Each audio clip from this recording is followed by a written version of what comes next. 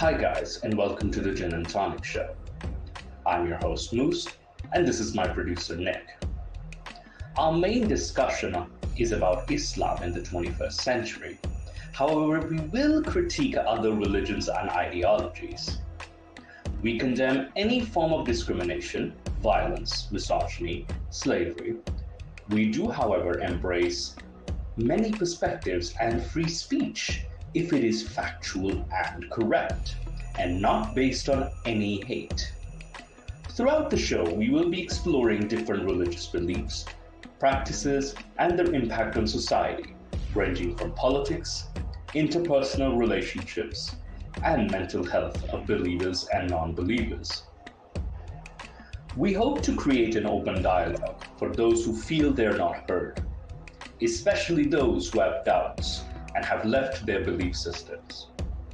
If you are interested in exploring the complex topic of religion and wish to be part of an honest and open dialogue, this is the show for you. We also welcome feedback and discussion from our audience and listeners. The Gin and Tonic Show is a free speech platform where you can express your ideas without any fear of violence and repercussions or any consequences. Please do join our discussion in the live chat as well as the comments. Thank you for stopping by and enjoy the Gin and Tonic Show.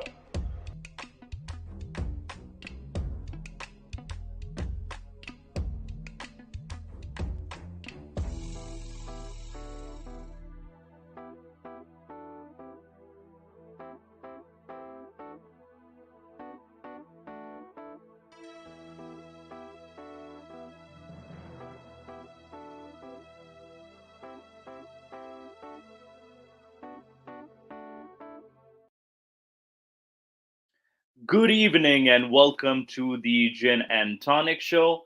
I'm your host, Moose, and as always, I am joined by a well-mannered, well-cultured. He will come into your nightmares and will explain everything about history that is complicated. Genie. And I am going to say that religion being a scam is a lot more complicated God damn than it, just Ginny. being a negative scam used to extort money. Damn it, Ginny. You gotta ruin my shine. Then you need to get the what do you call it? The steak dipped in Zamzam water. Like I'll sprinkle you with some. Oh, I can prepared. Well, we're both gonna be gins in our own regards, pretty much. I got the unholy towel here to wash myself. Damn it! Damn it!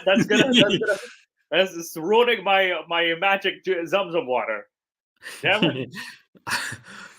But yes, I will play devil's advocate here and argue that religion isn't a scam in some cases. And though I'm sure we will get through a lot of cases here where it obviously is, because religion is complicated and it's not just a scam.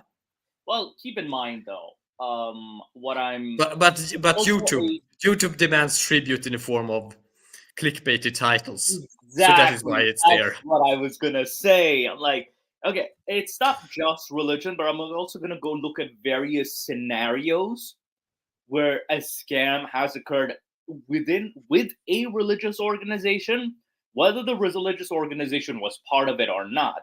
But these are some interesting stories, interesting scenarios that I came across as well. I also wanted to use some. Again, there are going to be some disturbing scams as well, so we will have to give you a trigger warning. We're not going to jump right into the Yes. disturbing Trigger aspect. we should give them trigger warning before, because some of these things are rather explicit examples Yes. of the sexual abuse. Yeah, there will be some examples of sexual abuse, yes. However, I'm also going to No, cover not explicit as in photos, but in descriptions. yeah, in descriptions. I'm going to talk about scams relating to magic, possession, finances, that is, if finance is targeting the Muslim community or within the Muslim community. We'll cover, kind of covering a bit of everything, a little bit of everything. So there will be some scams that are going to involve abuse, sexual abuse, the R word. Again, we're trying to be tip the toe of YouTube, because sure, we want to get more views, but also we're trying to go tippy toe as well too. So we're gonna go to, what do you call it? The first thing, there's gonna be this report I got from the RCMP, which I actually came across. And it's from January, that is. The RCMP is, by the way, the Royal Canadian Mounted Police. Oh, is it? Is that? Okay. It is. Okay, yeah, thank you. Draft Real nice. Thank you. Preaching to the choir. Yeah, I know we're preaching to the choir, but here, it's the main reason for the title is partially it's clickbait too. Yes, and I actually, Mose is going to preach to the choir. I am going to make all the disturbing noises that is, destroying the choir. Yeah, he's gonna try to destroy the choir. I am going to cause discord in the choir. This is gonna be a fun discussion. But this one's a Canadian case first that I actually wanted to see. But this is not done by a religion, but it is targeting a religious organization. It's an elaborate scam that I came across. So this was reported by the Canada Revenue Agency as well as the RCMP, which is the Royal Canadian Mounted Police. And apparently, there have been malicious forgeries of RCMP and Canada Revenue Agency records. So the Canada's largest Muslim organization, it's the Muslim Association of Canada. That is, we're talking about the Muslim Association, or MAC. That is, has been rocked by meticulous forgeries of RCMP and Canada Revenue Agency records, which weave an elaborate fiction about federal investigators using paid informants to build a terrorist funding case against a charity. So this was this was an accusation that this is, for more than a year, the Muslim Association of Canada has been receiving documents from an anonymous sender that suggests authorities are attempting to entrap the organization, sowing turmoil within the grassroots group. And this operates 22 mosques and community centers and 30 schools and 13. So MAC was being getting these letters. A Globe and Mail investigation has found that the records mailed to the MAC are fake.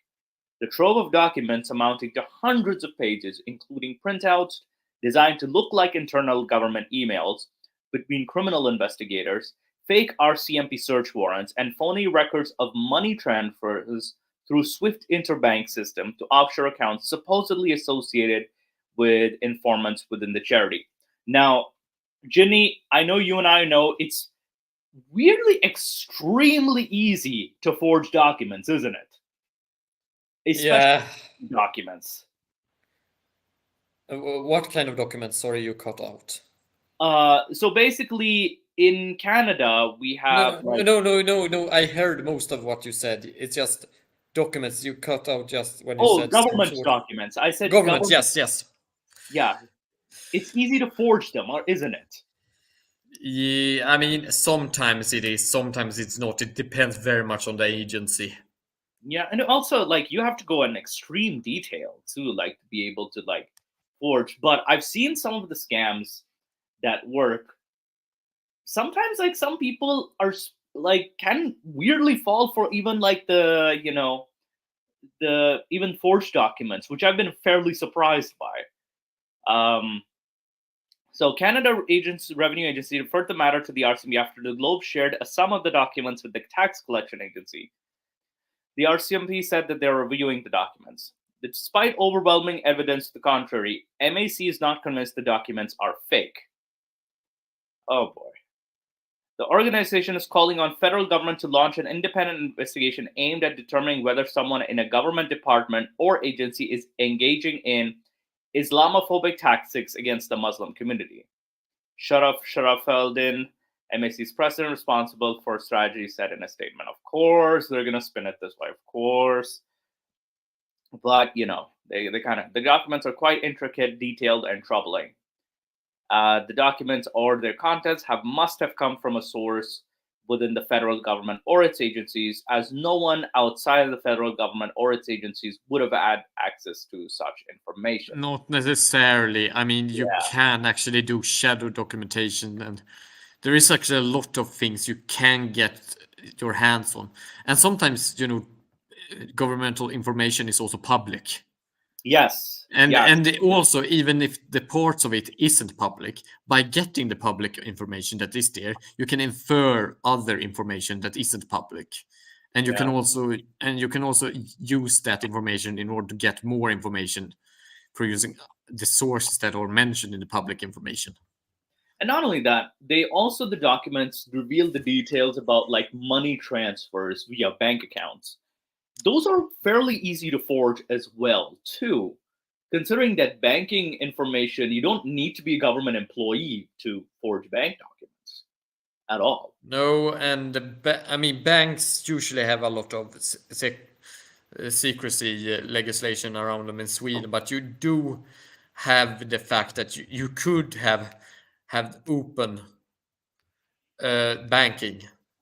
You actually have to fill it in Sweden. It's standardized that it's secret, but it might be the opposite in Canada, that it's open for the public to know your bank transactions.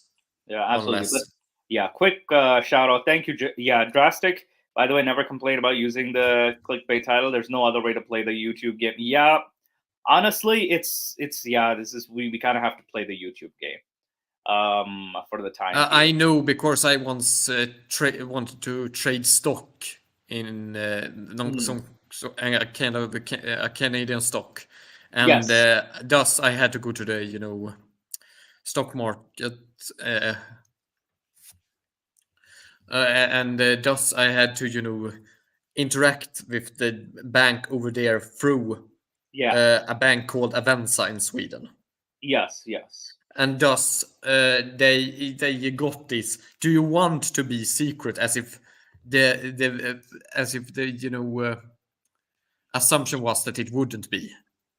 Interesting. That is a very so I wonder if it is in Canada that the standard is that every transaction is open unless you ask for privacy. I mean, I'll say it's a bit weird and complicated. That's what I'm gonna say here too, because when it comes to like the financial industry, it's kind of a weird mess. But I know we have like the big 4 or 5 banks that control most of the transactions. So this I don't know how far they go with confidentiality. I know the bank has the authority to share your information with the authorities. I know, but I don't recall like signing something that's stating that this is going to be confidential. But then again, like I could be wrong. But I mean, it could be that you can have it confidential in Canada, but the standard is that it isn't. Yeah, it's weird. I mean, I don't know these things. I don't know Canadian law. I just remember something that I had to sign something when I Mm. brought stock there about Yeah, secrecy and like.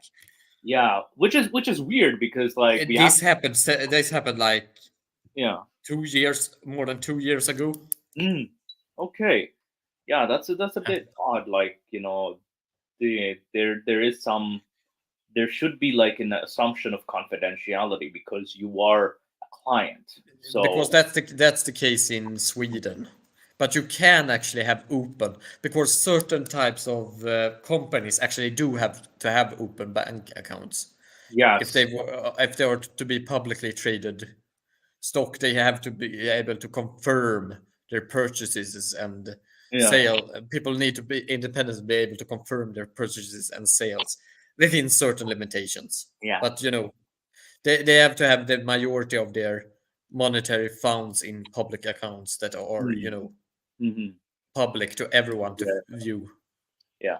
Now, here's something interesting. In April 2021, the 25-year-old charity began receiving documents in packages with no return address. Okay, first of all, if there's no return address, this is a big red flag right here.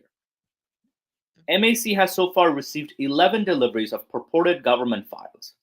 They detail a non existent 7-year effort by tax collectors and RCMP to find evidence that MAC is funneling donations to extremist groups. The last package arrived in late November of 2022. So, this in itself, like again, when there's no return address, or if they don't give you anything, that in itself is a big red flag. Um, and it could be someone within the organization. That's my hunch too, within the MAC as well. It could be someone like trying to um, cause some problems. I don't know much about the funneling donations to extremist groups because again, this this I one mean, leads it some seems like an to- extortion scam. I mean, yeah, religious groups or can also be victimized. Everyone can be yeah, victimized in a scam yeah. or So extortion. this could be a form of blackmail too. This could be a form of blackmail of sorts. Yeah.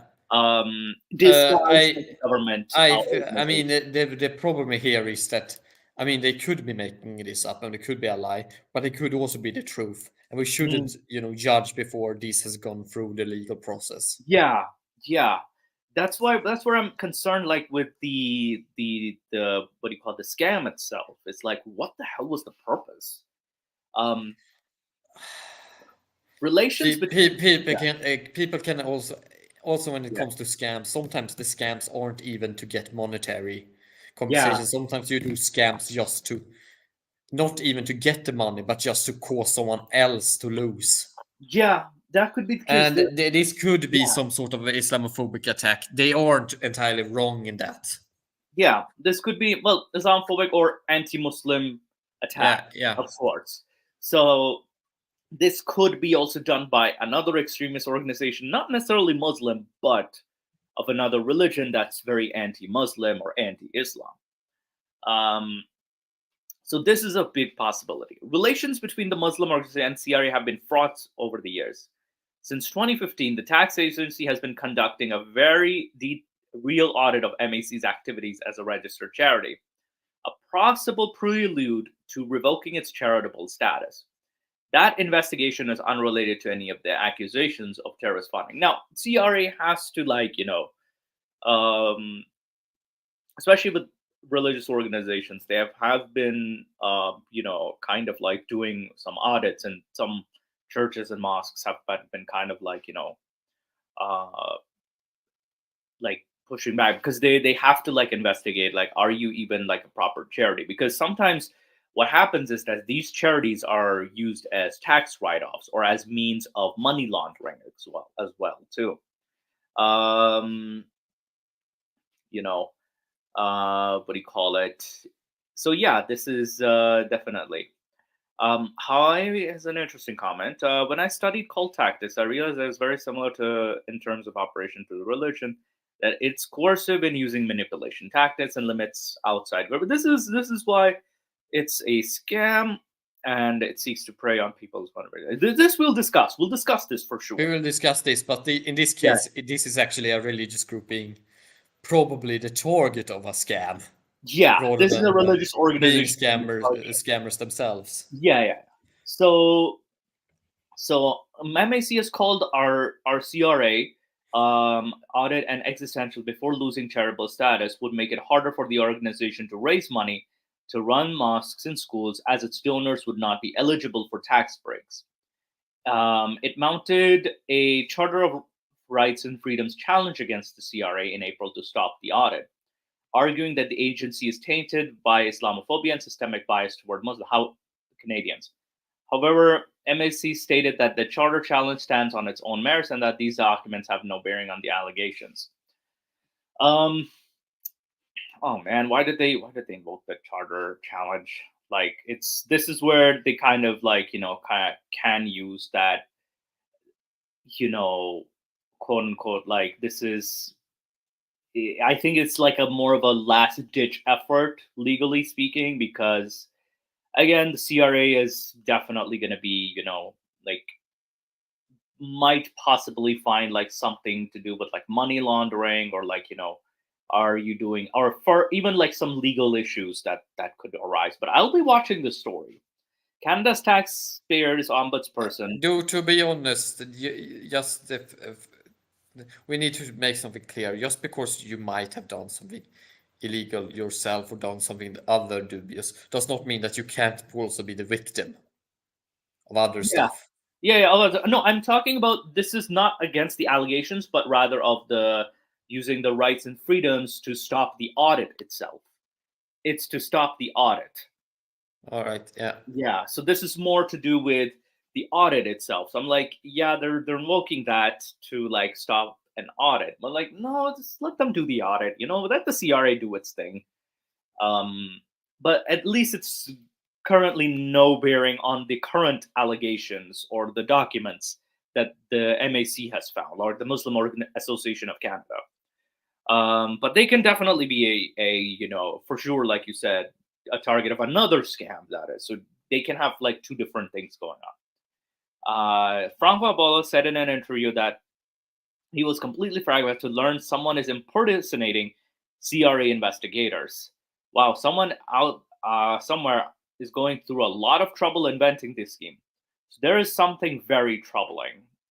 And yeah, this is, I'm also leaning towards, Ginny, what you have said earlier. It could not just be for any benefit, but just to cause problems too. This scam could have just been to cause problems within the organization.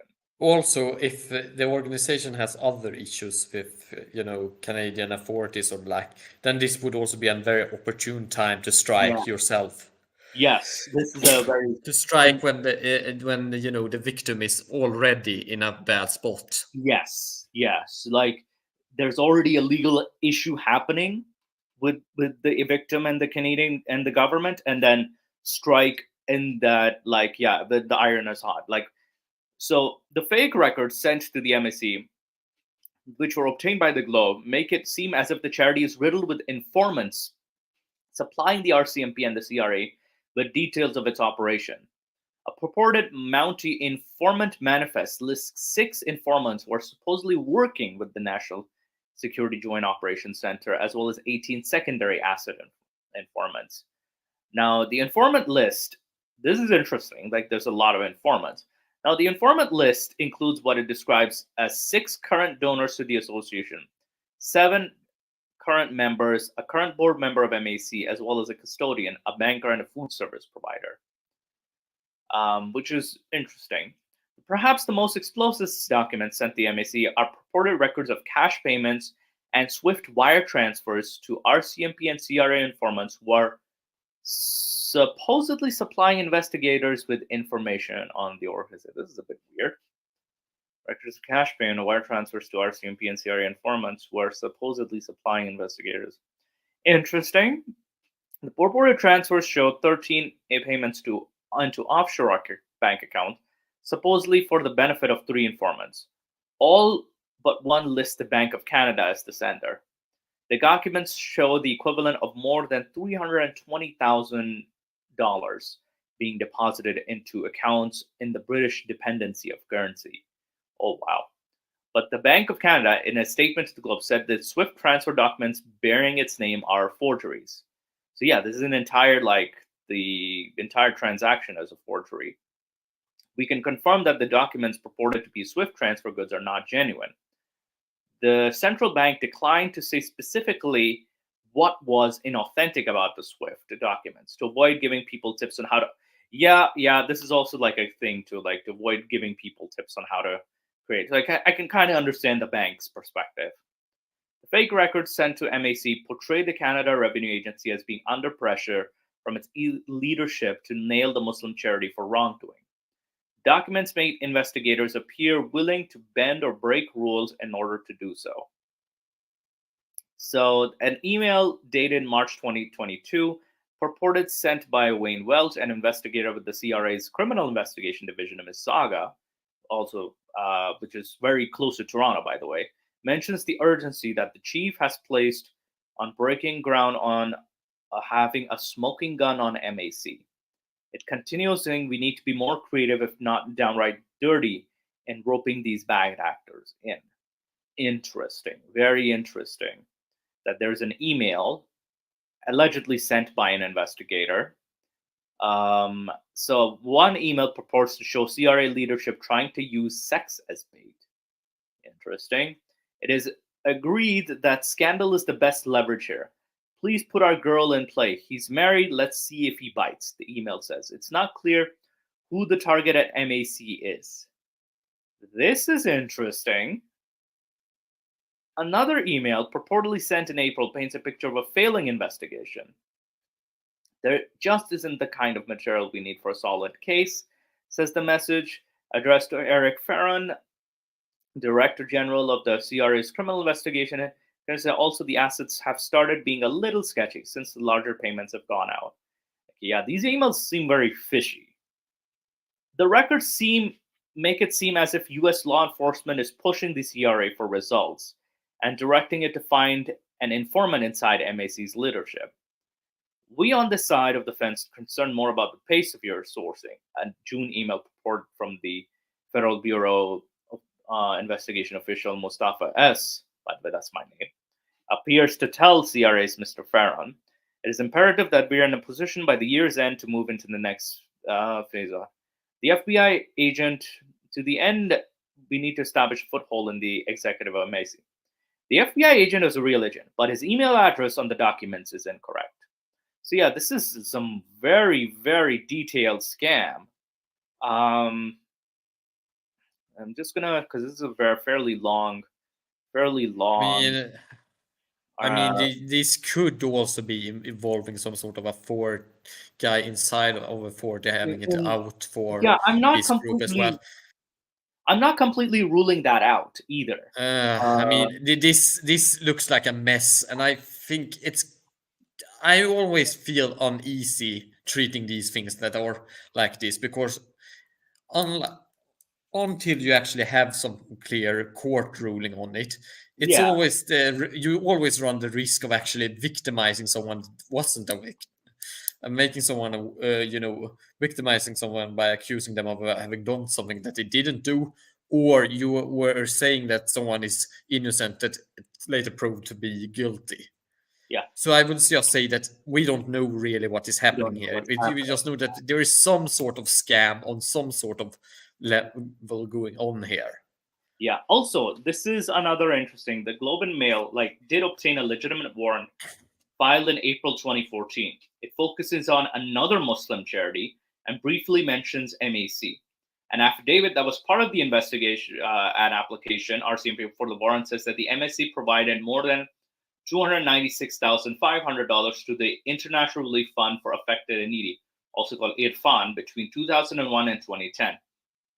In 2011, IRFAN was designated a terrorist entity by the Canadian government for providing $14.6 million in resources to organizations with links to Hamas, which governs the Gaza Strip and is a designated terrorist organization by Ottawa. The CRA revoked IRFAN's status as a Canadian charity in 2011. And yeah, this was like very, very interesting. RCMP wrote to MAC to assure that the group it was perfectly to have made donations to Irfan when they were a registered charity. Commissioner said no charges were laid against your organization as a result of it was investigation, which was dubbed Project Sapphire. So far, like, this has happened. Like, there have been charities that pose as, like, genuine, like, charities, religious charities, but have, like, they did have a link with the MAC, because MAC is like this big organization. There's like sub other organizations, and this Irfan organization did, like, and there are some charities that do have links to organizations which are linked to groups such as Hamas. There's groups such as like Boko Haram, and this in itself it's like a web that you have to kind of find. So yeah, this is a long investigation. Also say they did not author the article. Yeah, so nobody authored, like, these documents. What do you call it? Most government organizations are saying that these are fake documents that were sent. But yeah, there is a history of, what do you call it? Another organization affiliated with the MAC. If they care about, they should. Yeah, they should. I would ideally comply with the investigation itself. And IRA. Oh yes, I heard of IRA, the Muslim charity which helped the likes of Hamza Hijab and Ali Adawa have a similar shady and were investigated by the. Let's see IRA's story, actually. IRA's story. Okay, so IRA Canada. There's an IRA. Is it like an international organization?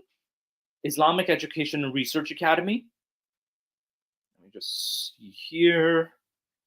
Okay. Jenny, you there? Yes, I'm still here. I'm just okay. So they staying are silent for a moment. Yeah, no, not a problem. So IRA. So I know you mentioned. I know there was something investigated by the UK. Okay, let me see if we can find something. IRA investigated by investigation, maybe government. Yeah, by the UK government. So it was in 2014. Withdrawn. It's withdrawn. Seems. It's a withdrawn. Okay, I'll accept it. Under inquiry, was withdrawn. So there's a withdrawn, like, investigation. So and even if people here might dislike IR for whatever reason, or due to the people involved, you aren't actually a criminal until you have actually been proven to be a criminal in court. Yeah, absolutely. Well, yeah, we have, when it comes to, like, it's innocent until proven guilty, right? So yeah, we need to still maintain that standard, even if we disagree with other people. It's important to just note that. Yeah. Also, there's, when it comes to, like, a criminal trial, that is, you have to have, like, beyond reasonable doubt, it has to be proven that this was a crime. Okay, so this is the murky world of UK Islamic organizations. So this is much as often said about the dangers of the UK-based radical Islamic outfit Al-Muhajirun. Its former leader, Omar Bakri Muhammad, the Tottenham Ayatollah. Interesting. And its subsequent leader, Anjem Chaudhry. However, a multitude of other murky and often radical Islamic organizations are still operating with impunity across the UK. Many of them closely linked to a hidden network of changing names, directorships, and backers. So there's the Islamic human rights. God damn it, I have to create an... You know what? Fuck these guys. We'll just read about one organization. Islamic Human Rights Commission. A non-profit based in Wembley, London. It has been described as a radical Islamic origin that uses the language of human rights to promote an extremist agenda, including the adoption of Sharia law. Yeah, this is one of those. It is also said to be #1 right-wing Islamist organization promoter of jihadism in the UK. Yo, also, what is up with these organizations in the UK sprouting up like that? Like, what is up? Like, anybody from the UK, like, you can tell me what is going on in the UK. So, I mean, we have Islamic charity organizations here in Sweden too.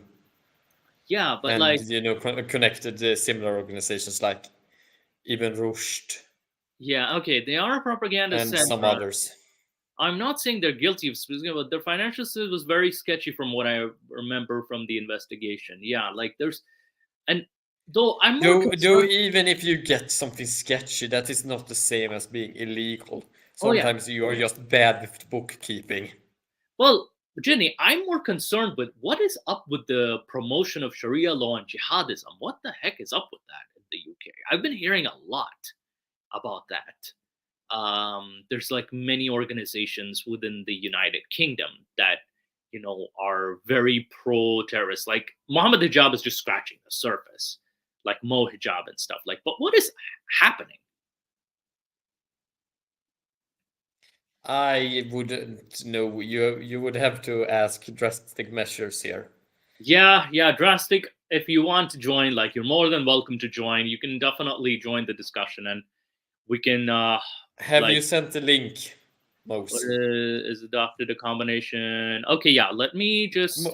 Mose, send the link to drastic. Yeah, I'll just I'll post the link here if anybody wants to join too, by the way. So here's the StreamYard link if you want to join. Chat discussion. So, denial of dealing with the Islamists in the country. Well, I'd love to discuss that because I am very surprised at some of the stories coming out of the United Kingdom, at least. Many of us have forces on anti-terrorism laws in the UK and also pro-Palestine, anti-Israel, anti-Muslim racism. Campaigns have supported profile, yikes, Al-Qaeda, Taliban, and Hezbollah.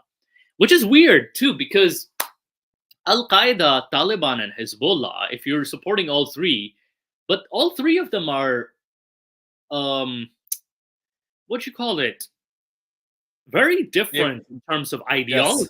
Because Hezbollah is a Shia organization. The Taliban is very tribal, Hanafi mixed with Afghan tribalism. And Al-Qaeda is like more, what do you call it? Like Neo-Hanbalit Salafi type. So these are three like weirdly conflicting organizations. If you all support all three, that's a bit of a stretch, no? Like that's a bit odd. So this it is an organization of an annual Al-Quds Day demonstration in London, and it gives its annual Islamophobe of the Year awards. Interesting. In 2015, it awarded International Islam Vote to Charlie Hebdo magazine. Of course. In Paris, less than 2 months after the 12 members of the staff and yikes had been killed by an Islamic Extremist. Yikes. Oh dear. The same year, it awarded the UK Islamophobe award to Majid Nawaz, who was devoted many years attacking Islam. And Majid Nawaz is like fairly progressive Muslim. Like he like legit talks about like the he gets into arguments with a lot of like extremists too. Yeah. Majid Nawaz is like a pretty decent fellow. In June 2017, after the Grenfell Tower fire, IHRC director Nazim Ali was videoed telling a group of protesters that it is the Zionists who give the money to the Tory party to kill people in the high-rise blocks. The Zionists who give the money to the Tory party. IHRC says Masood Shadjari criticized the prosecution of Abu Hamza, the Hook, in 2006, his extradition in 2012 to the US, and his conviction in 2014 in the US. What the heck? as well as campaigning and advocacy in groups like a small bookshop in Preston Road, Wembley, and organizes various speaking events. And of course, it's speaking senior figures are like it has the IERA. It also has links with the IERA. God damn it, Medium! I wanted to read more of the article, but damn it, like I hate one of these pages. That's okay. That's okay. Yeah, it's shipping. It's probably dropping out. Even Nick's internet's being a bit weird too. Like he wants to, but he's also like driving around. So yeah, I just wanted to see if you had like more information about what's happening in the United Kingdom. Also, by the way, the next story I'm going to cover is in the United Arab Emirates. This is in regards to magic. This is a magic related. Sort of being interesting. This What about has, sihr or magic is happening here? yeah, and then there's two different articles about this. One is from Pro Pakistani, and the other is like the national news. So, this is. Let me just show the one gang of con artists. So it's a gang of con artists, that is, who have been jailed for 6 months in the United Arab Emirates for claiming to practice sorcery. And the men said that they were possessed by a jinn who could heal people. Now, Ginny, have you heard this kind of scheme before of healing? I mean, this does, yeah. This let's read more on it because this is similar to other stories I've heard. Yeah, there's a lot of these like faith healing stories. 7 men were sentenced to 6 months in jail by the UAE's criminal court system for claiming to be able to cure diseases with sorcery. They claimed to be possessed by jinns, referring to as genies in the Western culture, who gave them powers to treat people. Okay, Ginny, do you know any of these jinns by chance? Of course. Okay. They are disreputable, but that's another discussion. Yeah, I'm also concerned too. Like, I know you're a jinn and you're from a jinn kingdom. I wanted to know, like, if there's other jinn kingdoms and like there's another world. Like, there are several. There are several realms of the jinn. There are 3 realms and several tribes of jinn. Oh dear lord! Oh dear lord!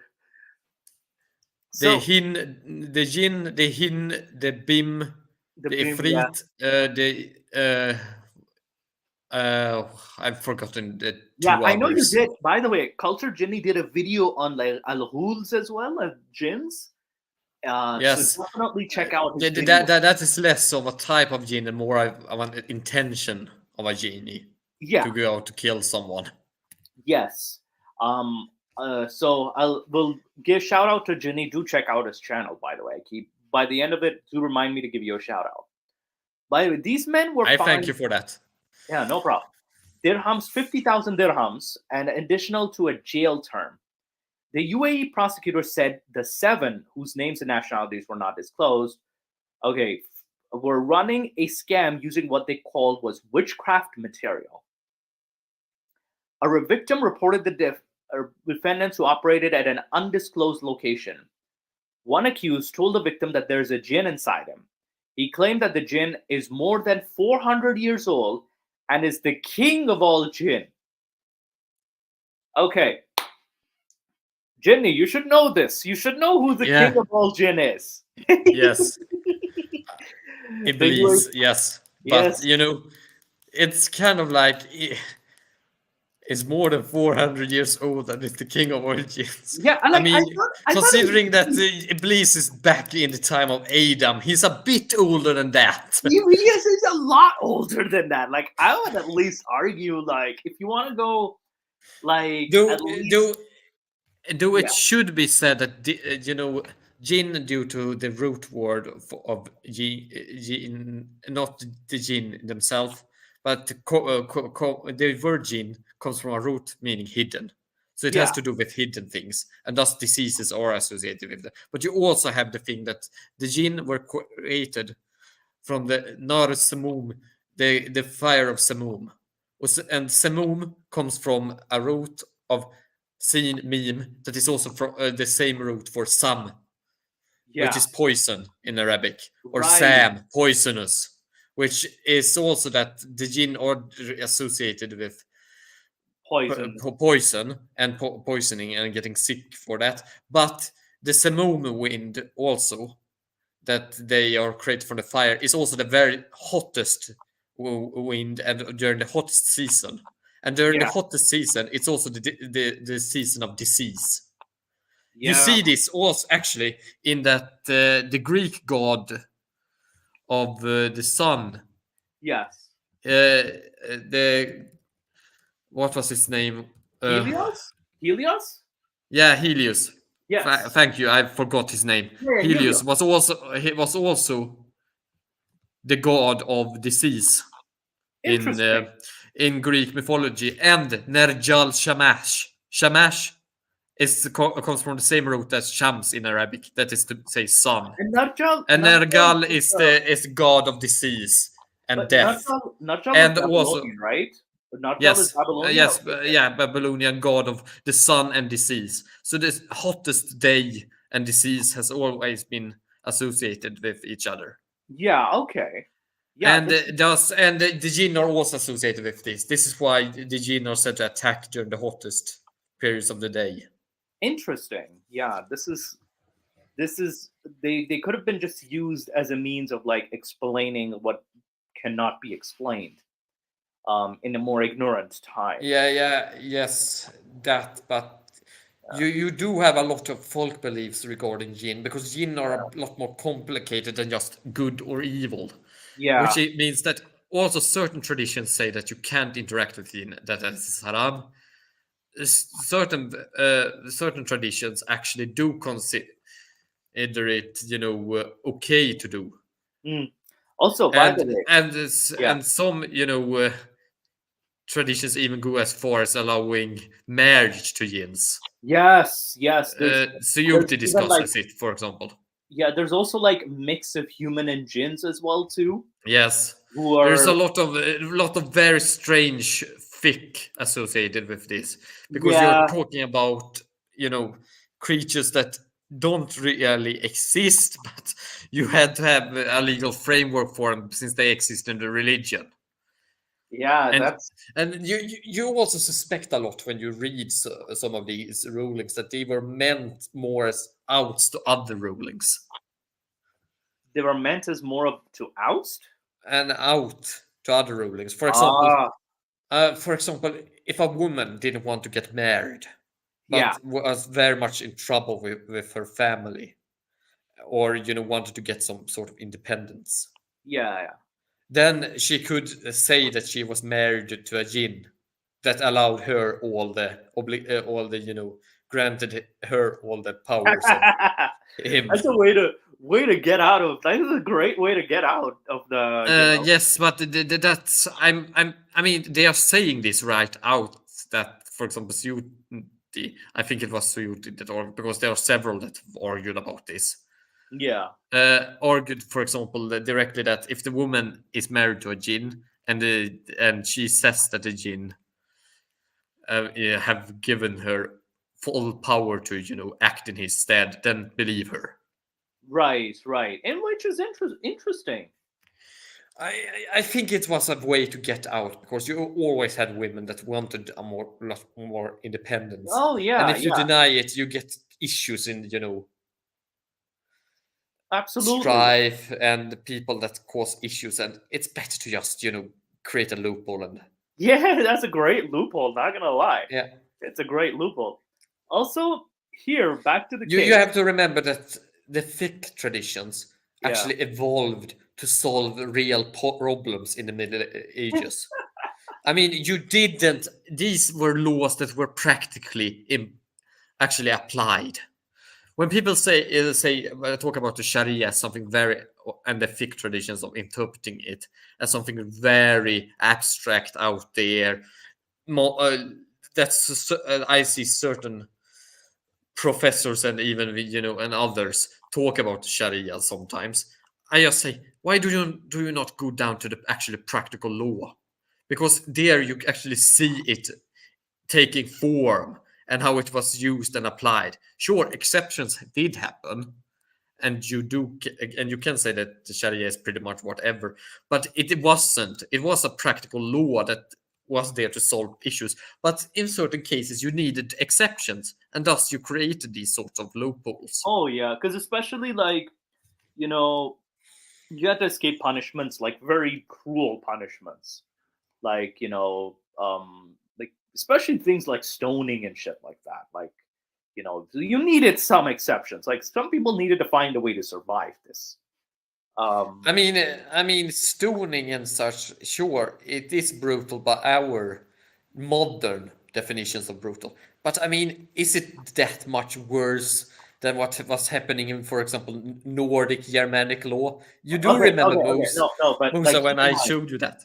we're talking like just within the Islamic world itself. And Yeah, also, but I'm just saying for its time.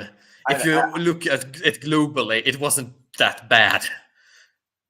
Jenny, I'm grabbing that stick right now. I'm grabbing that holy No, stick. but I'm going to defend actually the laws as sure. I do not think that the Islamic laws of the fiqh traditions and the like are divine. I don't think it's a Oh perfect no, law. they're not divine. But I need to say that even as a human created law, it needs to be seen in its historical context, and thus it was actually by that context considered not that bad.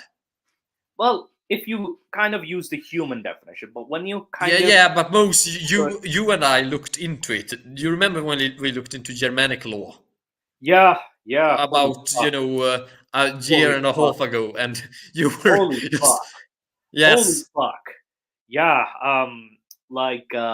yeah, oh, it was messed up. Germanic law was messed up. yeah, It was duels long. and yeah, pretty much. Yeah, and they were pretty damn brutal, even by like I think some Islamic historians, like not from the Islamic era, Arab historians. Brutally murdering someone was less bad than stealing. Yeah, Also, it was so weird. Like what do you call it? There's just so many. We'll cover this another time. yeah, But sure. definitely, there was some weird stuff with abortion as well too, like weird laws on abortion. Yeah, there was also about homosexuality Yeah, because old Germanic law was that shows also that just because you're polytheistic doesn't mean that you are going to be accepting of oh no, not all a different yeah. not Well, all polytheistic religions are like okay with homosexuality or well, non-heterosexual well, well, sexuality. well, well, the polytheistic religions we know of are the Greek and I'll say the Roman as two separate mythologies or Yeah, religions were okay with homosexuality. yeah. The other ones are a bit of a mystery or a hit or a miss. Nordic mythology, we know that it was not okay.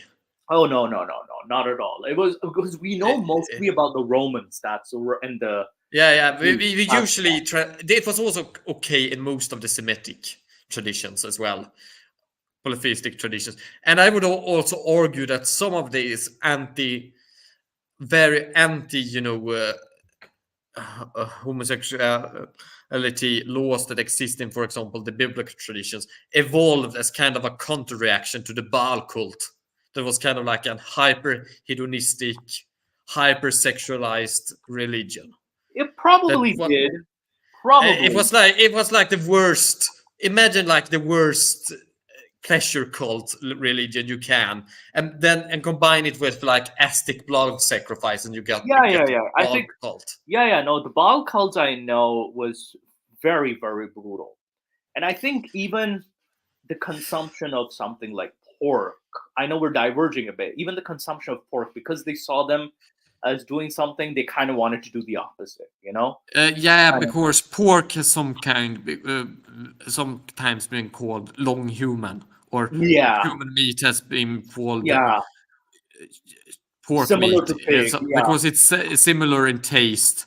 And yeah. there is those that claim that cultures that, for example, that the Jews want to get away from anything associated with cannibalism, because the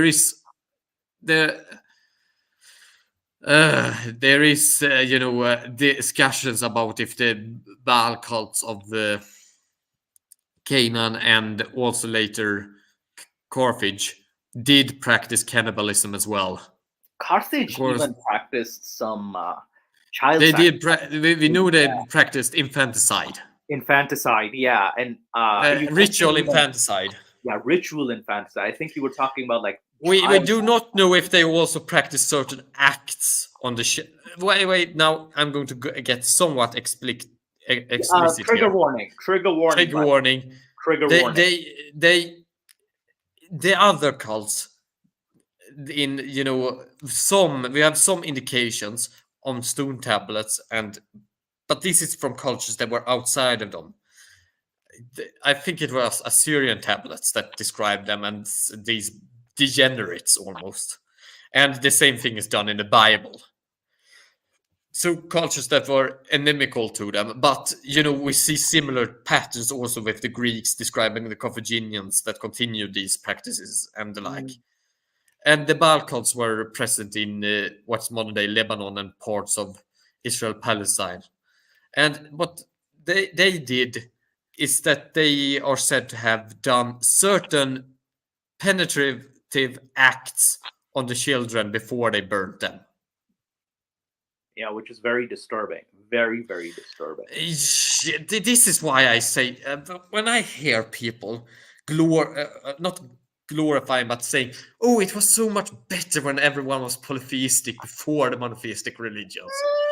Yeah, I wouldn't go that far. I wouldn't go that far. No, I just feel, no. we didn't have Islam and we didn't have Christianity with its intolerance. I mean, that's the thing. That's the thing with the past, Ginny. People kind of think in simplistic terms because the past was complicated, and you say this word a lot. It is. Yes. It is very it's some things in polytheism were good in some aspects, but they were horrendous in other aspects. Yeah. Same with the Christian world, for example. It had some improvements, but it also backtracked in others. So it was like a few steps forward, a few steps back. But it depended on the area itself too. Yeah, it's also the fact that I think that I do think there is an interesting tendency, but this is probably because all the monotheistic religions are from the same area. Yeah, but keep in mind, not all polytheistic religions were barbaric necessarily. Again, no, I'm not claiming that either. I'm just claiming that some polytheistic religions are much more, which we know of. But then there are polytheistic faiths such as we don't know much about, like such as the Minoans, for example, or the the Indus Valley, for example. We don't know much about their faith system. We also do not know that much about the systems of Bronze Age Southern Arabia. Yeah, because they didn't have the scripts that we can read. They were pictorial rather than sound based. We only know about the Meccan paganism. Again, the Arabian paganism we only know of from the Islamic sources. We do know that early Iron Age religion was pretty brutal in Southern Arabia. Yeah. They did practice human sacrifice. That we do know. Oh, geez.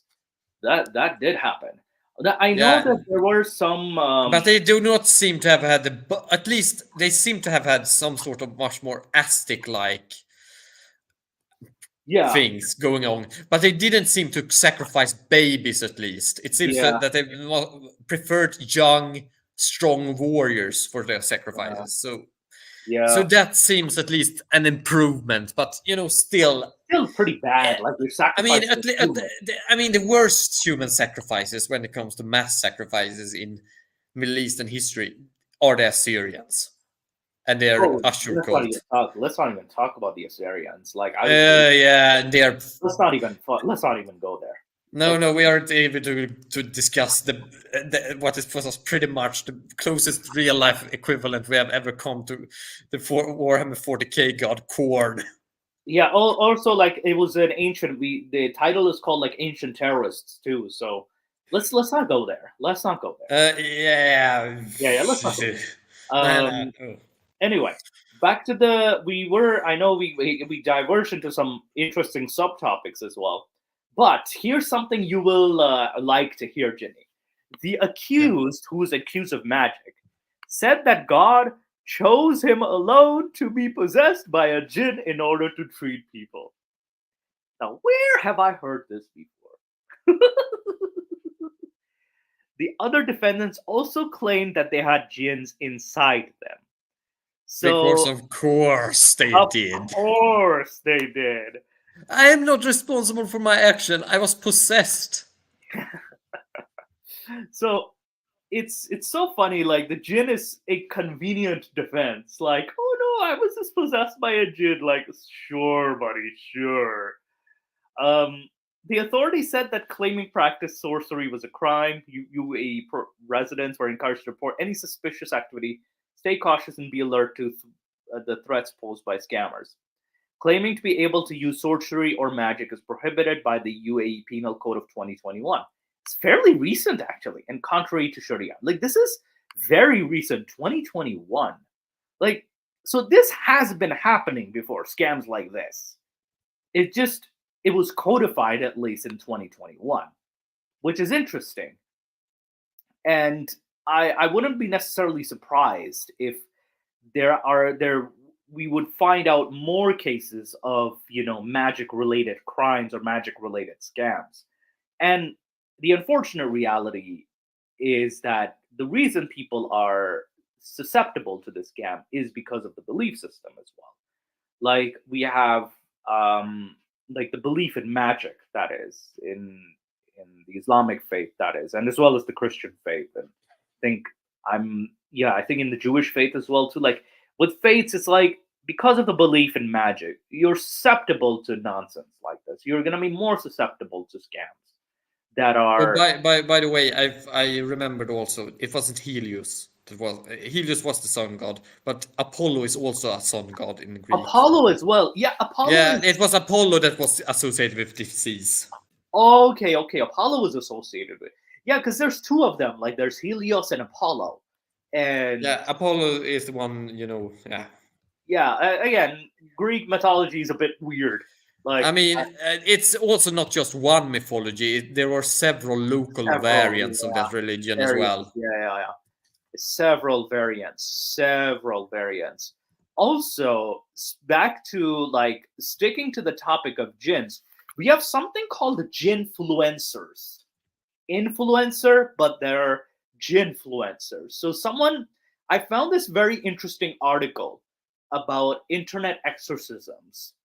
And this is by the way, so from the Pulitzer Center. And it's like, this is Raqi, like this is about influencers inside the world of internet exorcism. So when Raqi Abu Thar goes live on Facebook, comments from his followers, and more than 50,000 of them start pouring on immediately. Boy, do we wish we had this count. We wish so much. Bearded and bespectacled, Abu Thar has the easy manner of the radio show host. He kind of looks like one too, with this elaborate setup, one that elicits sense of community. He introduces himself and updates his viewers on how previous clients are faring, and thanks everyone for the duas meaning prayer, for those who don't know. On Abu Thar's page, there are 3 types of videos. The first, answering viewers' questions in real time, shed light, if only fleetingly, on the inner lives and private anxieties of men and women who form Abu Thar's clientele, many of whom appear to be South Asian. Of course they're South Asian, but we're always in these scams. I'm sorry, being like self-racist here. A relative is suffering. So you're suffering from oikophobia. As a what phobia?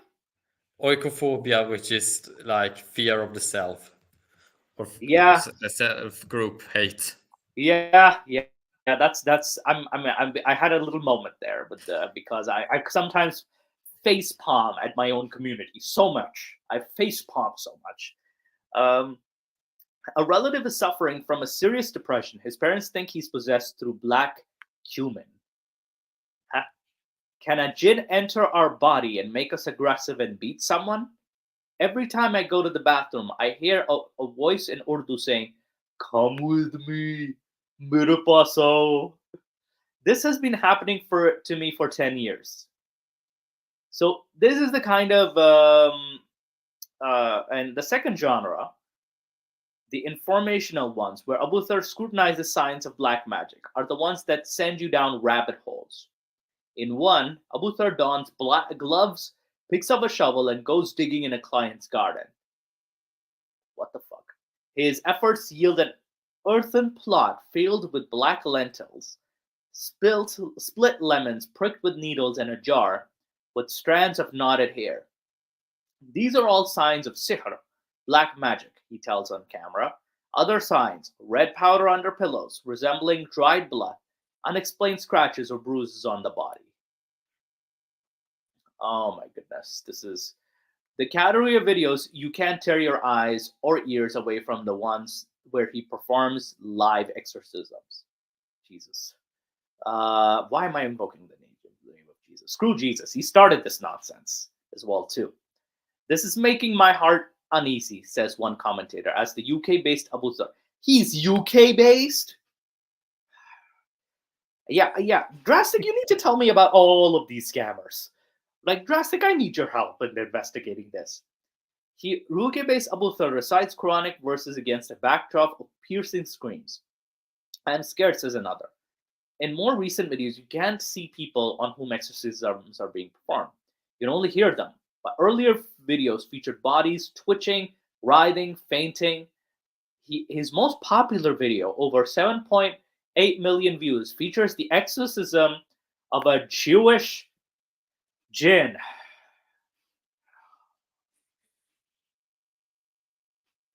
I'm having a quiet moment here.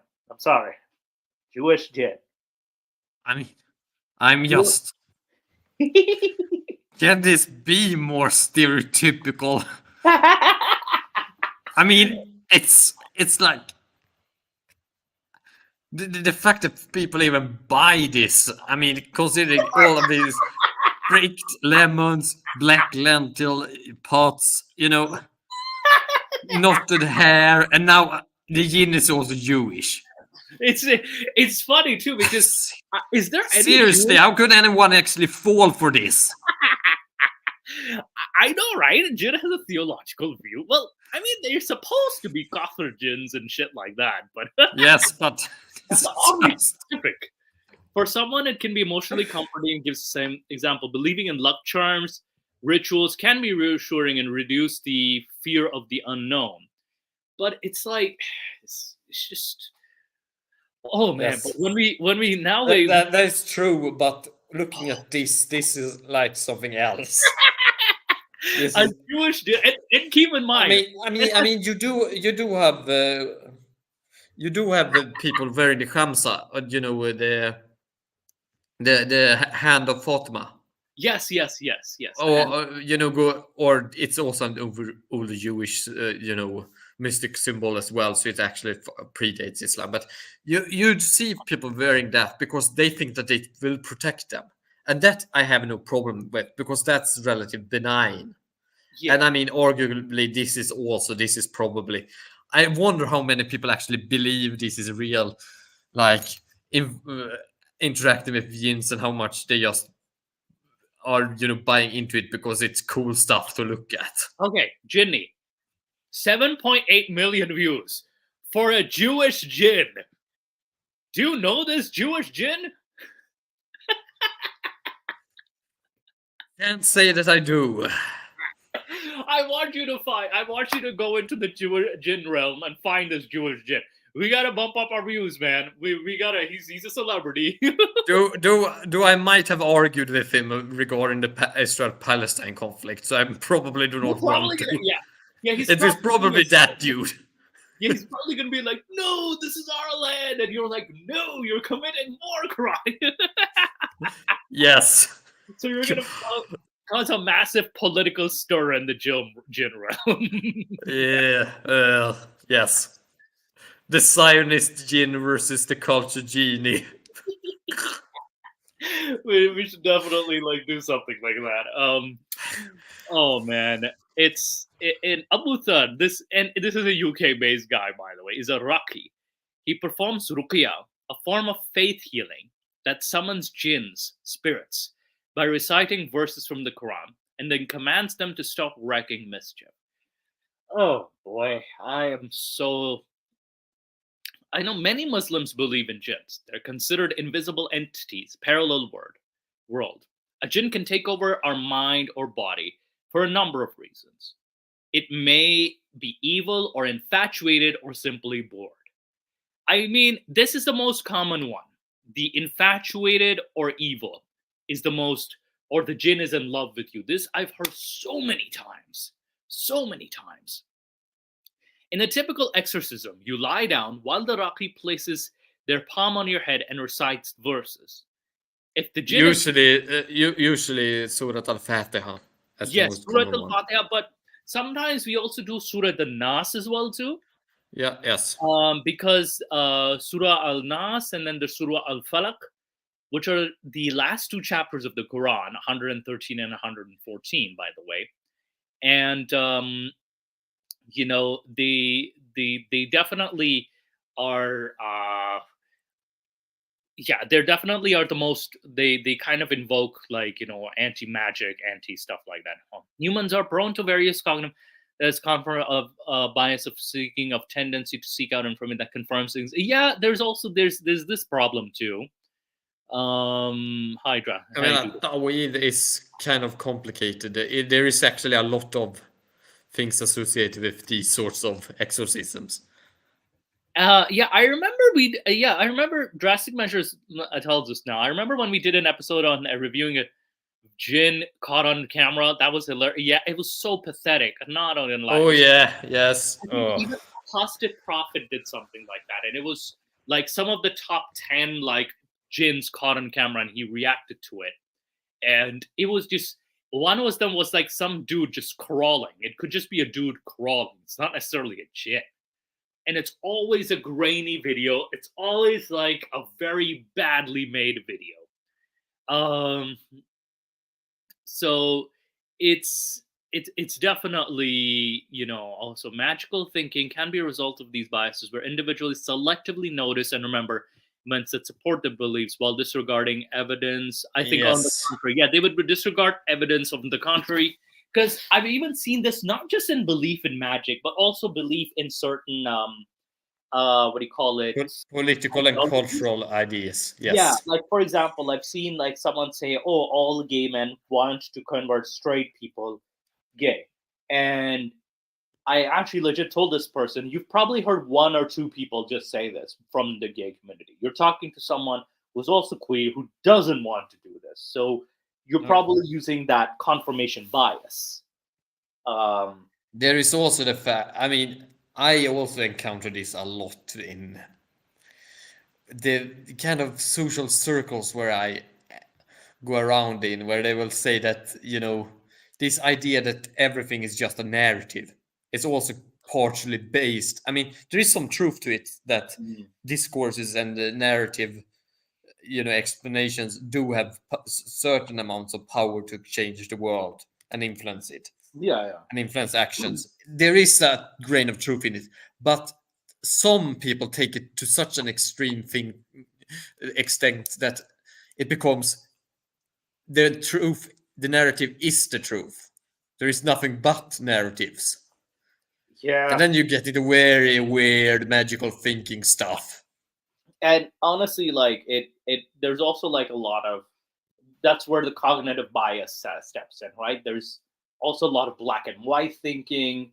There's a lot more layers to it as well. To like Jenny, you said, it's complicated, but it can be explained. I'm and the circles I'm moving in are in Western academia, which should be considered the most high intellectual, high rationalist, circles. But people still, you would be amazed by the weird ideas that some people will adopt and just run with, Yeah, despite everything going against them. yeah, I've seen this in institutions too. There are some weird, like radical ideas that go there. Sure, Yeah. there are people like there is evidence to the contrary, but it's also very frustrating. I mean, the people that, for example, conflate gender and biological sex as being Yes, the yeah, same thing. yeah. It's This like this yeah, is actually me protecting gender studies, because I think that gender should be seen as something separate from yes, sex, yes, because gender is something we socially construct, but that doesn't mean that everything associated with sex is a social construct. yeah, And yeah. Because sex is we have something to make that. different. Yeah, we have to make that distinction between like biology, You gender. do have people that like Judith Butler that says that there is no distinction; they are the same, and thus Yeah, this leads to a lot of issues when I argue against this. yeah, But people will argue this despite every sort of evidence against it. yeah, and especially because in the realm of like, for example, like sports too, right? Like you kind of need, you know, because a sport is a very biologically driven kind of field, right? So you do need Yes, some distinction in the field of certain sports. I mean, not all sports, but no, not all. Certain sports. certain sports for sure, like contact sports, for example. So you do need that difference. You can't have a trans man like who recently transitioned, like competed in males because like it's gonna cause them a severe disadvantage, or a trans female who has recently transitioned would have a severe advantage. Yeah. There's both cases to consider. But anyway, we're diverging a little. But yes, we have I some. mean, But we're just talking about cognitive I bias. have sympathy for a lot of people that feel the need to transition. They live very harsh lives Yeah, generally. yeah, Most of okay. them We're that are not against the sincere trans in this. community. I'm We not. love We are them. not against them. Just Yeah, to clarify, we are just saying that when you say that there are no biological differences and everything is just narrative, then yeah, you are obviously wrong, yeah, as you and can actually we have test these things.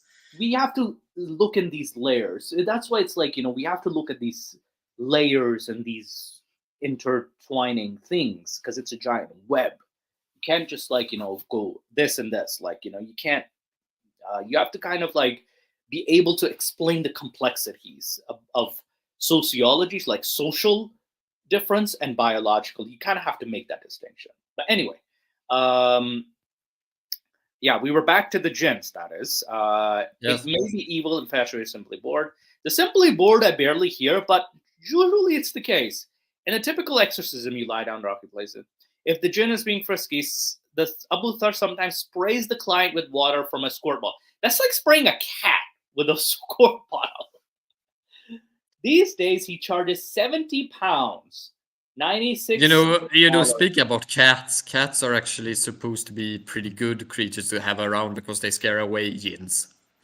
I've heard there's the myth that cats are jinns of a certain type from No, Pakistani folklore. that's like entirely wrong. It's the opposite. No. I'm talking about Pakistani folklore. That is. Oh, Pakistani, but Yeah, in yeah. the Arab world, a No, not cat in the keeps Arab the world. jinn away. Yeah. Like with cats, it's with the like cats in the Arab world very different. But then Cats with are cute. yeah, and they're very cute. Yes, but in Pakistan, there's also this belief that jinns can take a form of a cat and sort of protect you of sorts. Like it's sort of like a protector of some, or it's just like being friendly with humans. That is, if a cat's friendly with humans, it's probably a jinn. So yeah, I know Pooty Tats. I remember that Tweety cartoon. I remember. Yeah, the distorted thinking patterns and filtering through thoughts of black man thinking are thinking in absolutes. Any sentence that starts with the jinn are being first should be ignored on Twitter. Yes. Oh, I remember the Salem witch. Oh man, this is just. Oh, that is another story of its own. Like, holy Yeah. crap, holy fucking crap. Like, not just with Salem, but Those witch trials were actually not that bad in total compared to Europe, numbers. if you compare them to Europe, oh, Europe was worse. Oh yeah, yeah. Yeah, Europe was worse. But Salem, because it was like in the US, it got more famous. That is because of the story. yeah, yeah. But I mean, the thing is also pretty much with the witch trials and the stuff is that they actually happened pretty much from the bottom up. Yeah. The Swedish state actually tried to put down the foot on them. Really? Yes, they tried to and actually did in order to stop them. They actually did when people began to accuse people of witches. They actually began to do mass executions of accusers Jeez. in order to just say stop. Oh wow! So they had to actually mass execute people accusing others of being a witch. Yes. I am, in that time, as much as I'm not a huge fan of like punishment like that, I not necessarily against it either. The one they started with was a 12. I think it was a 12-year-old boy. By the Oh way, no! Oh no! so that had accused his cousin, I believe, of witchcraft. Oh man, yeah, and generally But speaking, and they also hang their bodies up on the no. in street squares and the like in order to just show this isn't okay, and that was how they Yeah. stopped because they had managed. There had been a lot of false accusations, people getting killed due to witch trials and things, and Yeah. and it was kind of like because you had several court systems at this time in Sweden, and Yeah. some courts did this, but the higher systems didn't want this. Yeah. And I'm guessing like Sweden was like, okay, stop. Like we're just killing people. We're left, right, and center, and certain people are just doing it out of like Actually, the most interesting thing, there was one other accusation that actually caused more death than being accused of being a witch. Do you know what that accusation was? What was that accusation? Oh, it was of being a homosexual. Oh come on now. Oh come on. So that was also included in some of those things you no longer could accuse someone of without due proof. Oh fuck, that's a weird improvement. Oh fuck yes, that's a weird improvement. Yeah, but this has also Sweden has remember how we talked about Nordic law before, North Germanic law? This was also a remnant of that. Oh man. Oh, so it wasn't even in most of the cases where people were prosecuted during this, because this happened in parallel. Yeah, it's interesting because this law wasn't even that Christian. This was older law. That was anti-homosexual that was applied, but it resulted in the same thing as the witch. Yeah, and keep in mind, like, so it seems like there was other currents that created these sorts of persecutions than just the belief in witches, because these two things happen in parallel. Well, keep in mind though, they also use the Bible a lot, like as yes. I'm not saying that they didn't do that, but what I'm saying is that you do not see. What I'm more trying to say is that I don't think that the witch trials and the like were just only a result of the belief in witches, because witches had been believed in before without this sort of moral panic. Yeah, and you also had the same laws about homosexuality before. I mean, these laws were arguably even before Christianity. Yeah. Also, there's a comment. D says they could turn into. Apparently, the witches in Salem were accused of being able to turn into cats. Yes. Yeah. And because cats are associated with sorcery. Yeah, and like cats started being. And cats are also associated with promiscuity. That is why cats in almost all European languages are referred to with various terms for parts of the body that are associated with those things. And so that's why the P word came. That's why the P. And it's the same in Swedish. German, and in also in Italian, Oh man, like this is and in French too. But yeah. 'Cause I I was can't like, confirm that one. okay, okay, Heard. okay. Now we can see the cat, but what the hell was up with the rooster? Oh, the rooster has always been a male fertility symbol Oh, interesting. Okay, so the rooster since was Roman always still. times. Oh, I mean, okay. why do you think Roman soldiers bore these large crests, rooster-like True, because it's crests? a rooster. Okay, so that's why they wore that, because they wanted to be more like Manliness, yes. manly for Have you rooster. seen roosters when they fight? Oh, They're oh, dude. vicious. Oh, dude, no, no. I've seen like even someone had a fighter rooster who used to be a fighter rooster as a pet. Even though that rooster wasn't doing anything, he still freaked me the fuck out.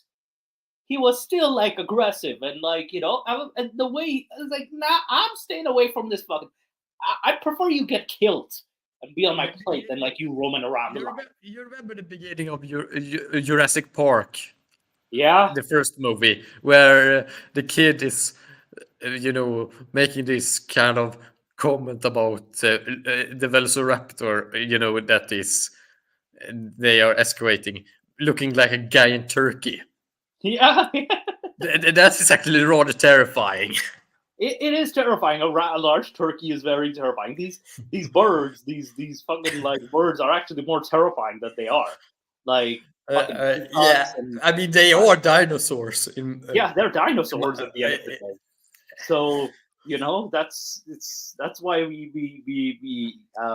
the chickens can be vicious. Chickens can be like messed up. yeah. But yeah, just Yeah. maybe we should continue about Yeah, witchcraft witchcraft is and still relevant in Africa. Oh yeah, this is going to be yeah. very interesting. Anyway, so in the article itself, like no expert worth their salt will make a diagnosis on the basis of Facebook comments, but the general sense you get from Abu Thar's page is that it attracts people struggling to cope. Definite data is hard to come by, but research suggests South Asian countries have a higher prevalence of common mental disorders, including depression, anxiety, and various forms of psychosis, than the global average. Now, this may not be wrong. I feel even though there's the prevalence, there's the lack of treatment as well too within the South Asian community, especially like even the Muslim South Asian community, like Pakistani community. There's the lack of mental health, um, like diagnosis or lack of mental health support. That is, South Asian immigrants who also appear susceptible. One study from the UK reported significantly higher rates of depression and anxiety in middle-aged Pakistani men and older Indian and Pakistani women. South Asian immigrant women are more prone to self-harm. And there's part of it is definitely generational trauma for sure. Like, of course, the partition, because there's a huge portion of generational trauma, especially from post World War II and the partitions. This is kind of like that carried on Yeah. the future generations. So this is something, hence why you see, and because of the fact that these a lot of the mental health issues were not given serious treatment in comparative terms to the Western societies, at least. Hence, they're more prone to a lot of mental health disorders, and also mix in belief in jinns or belief in the supernatural or spirits.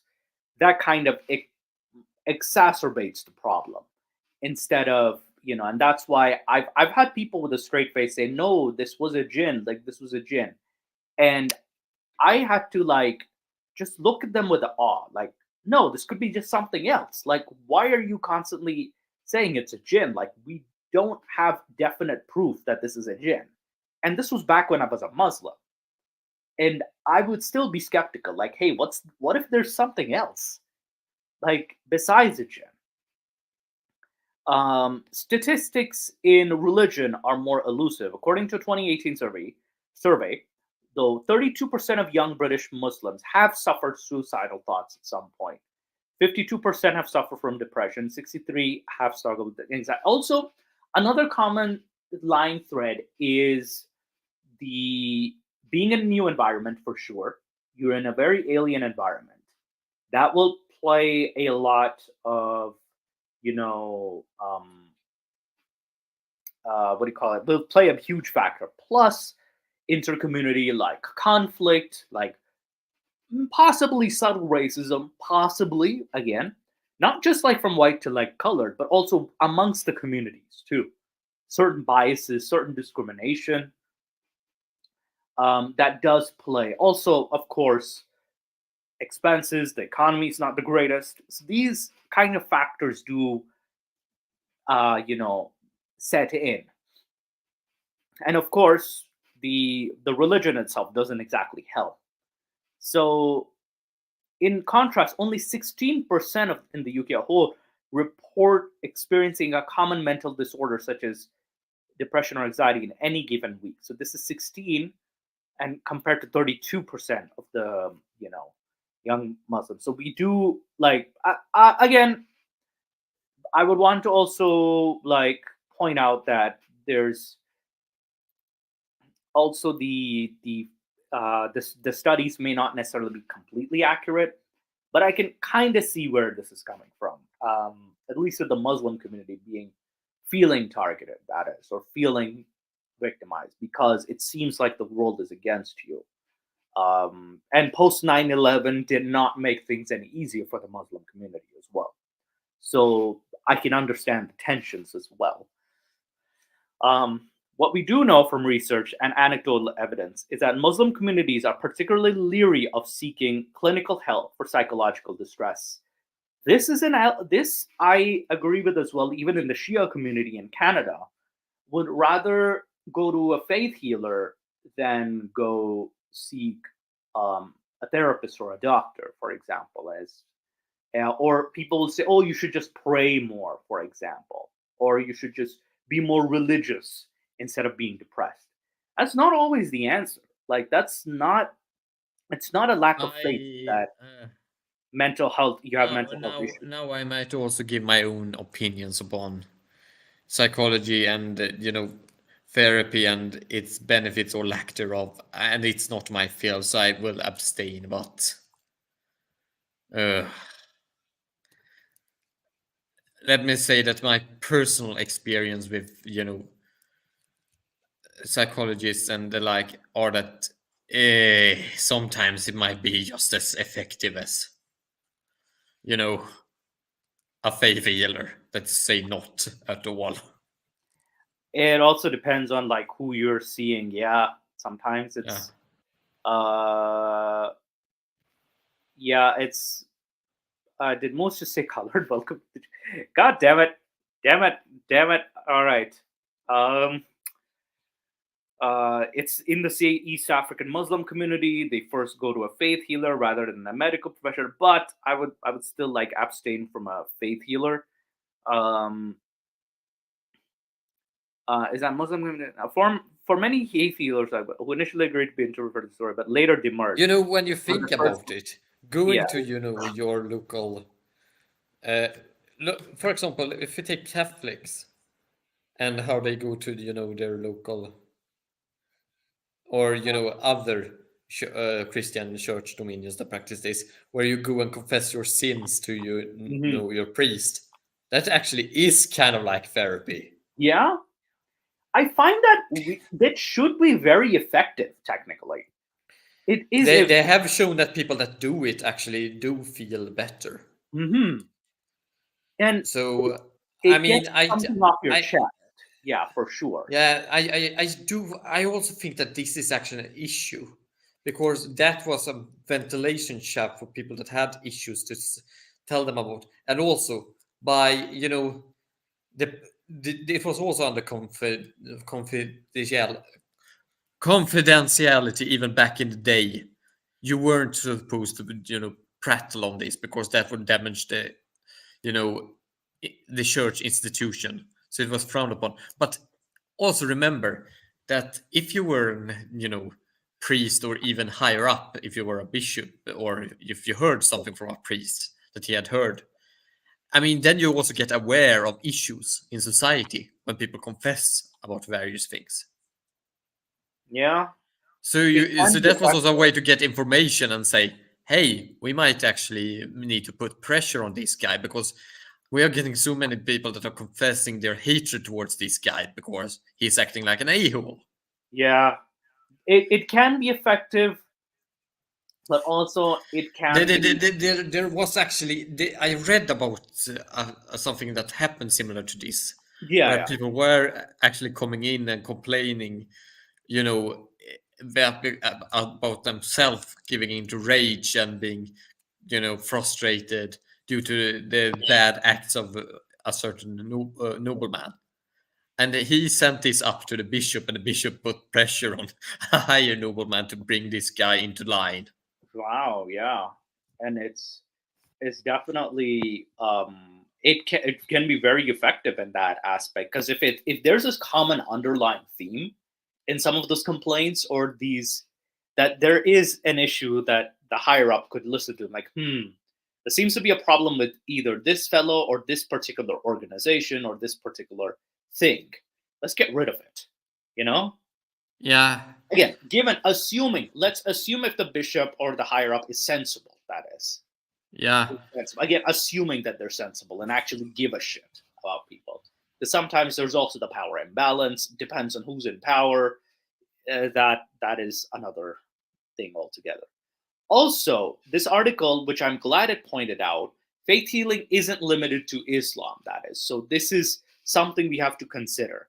That is, and also, yeah, I think by resorting to faith healers and doing ruqyah is a bit of neglect and abuse, because you're not treating people by giving them medical help, for example, referring that. And also some of these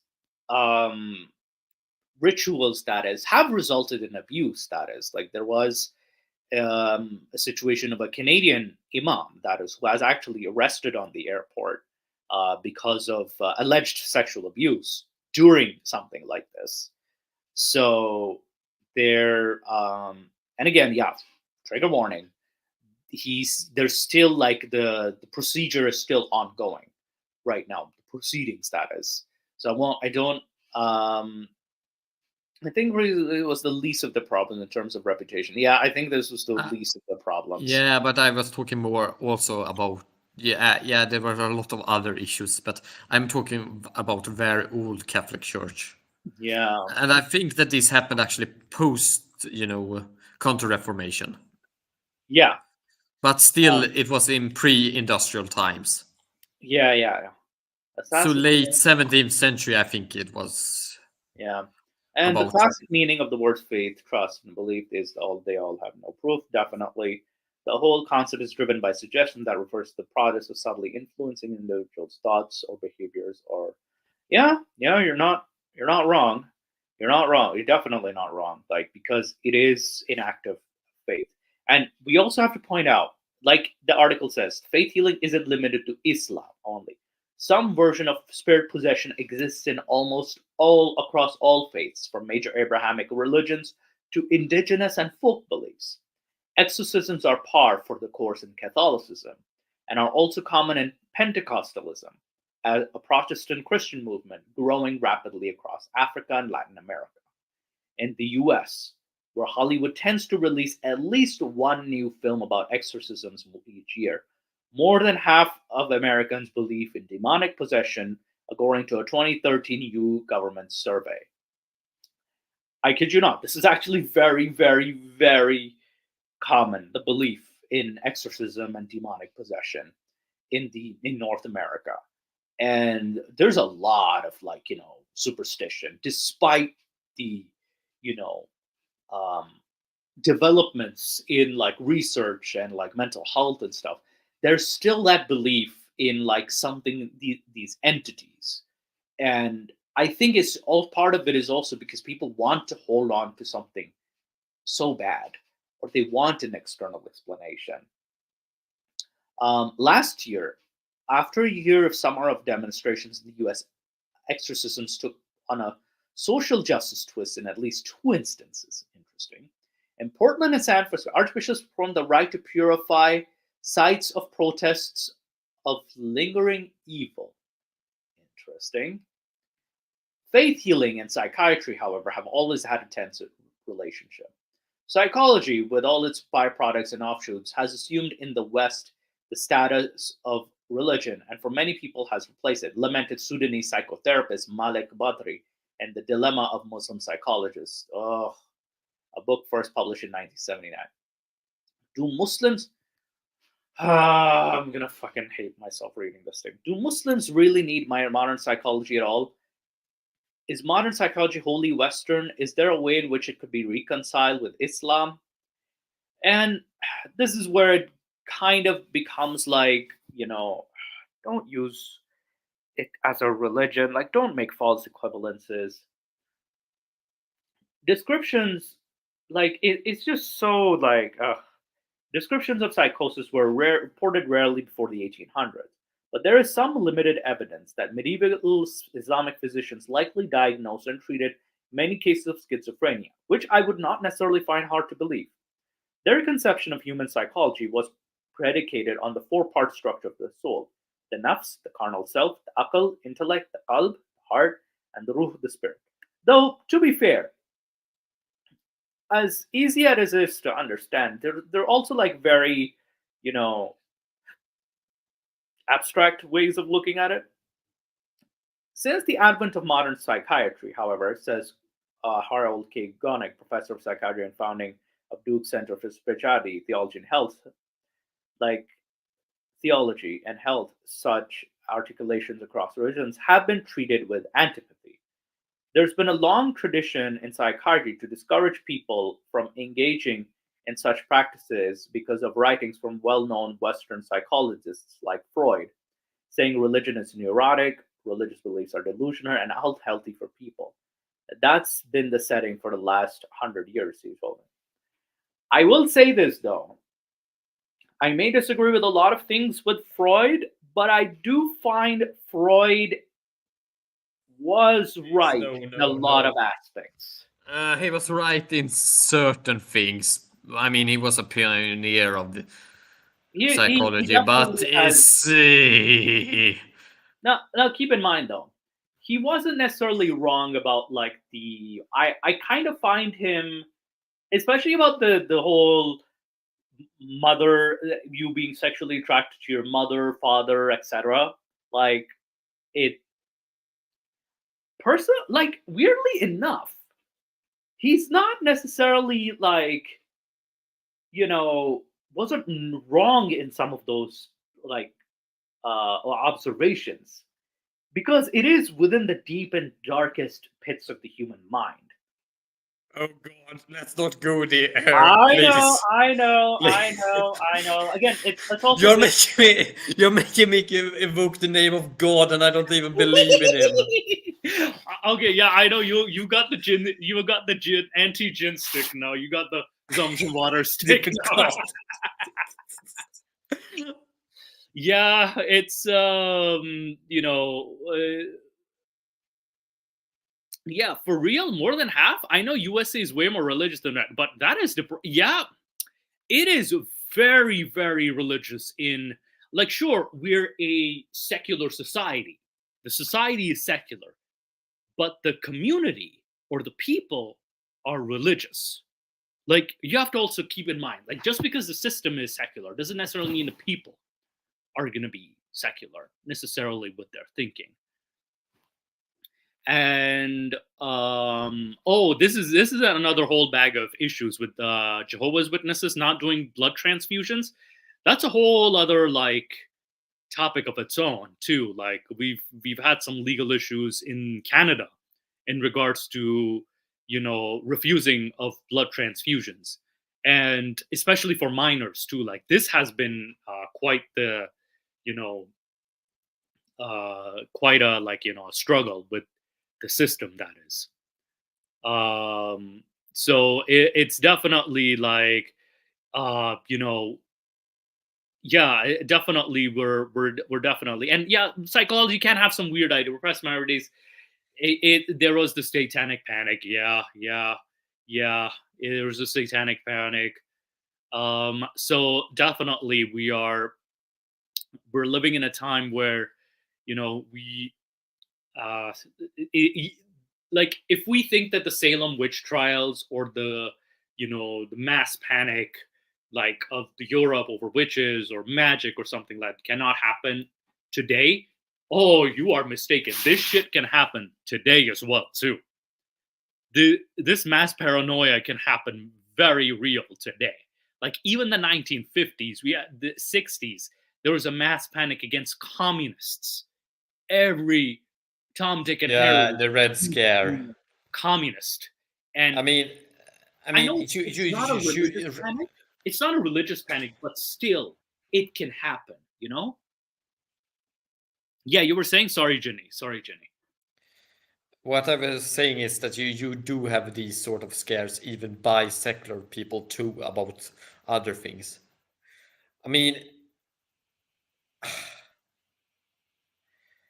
again, this isn't me supporting any abuse by the Catholic Church, or saying that they're covering up of these scandals was good or in any way excusable.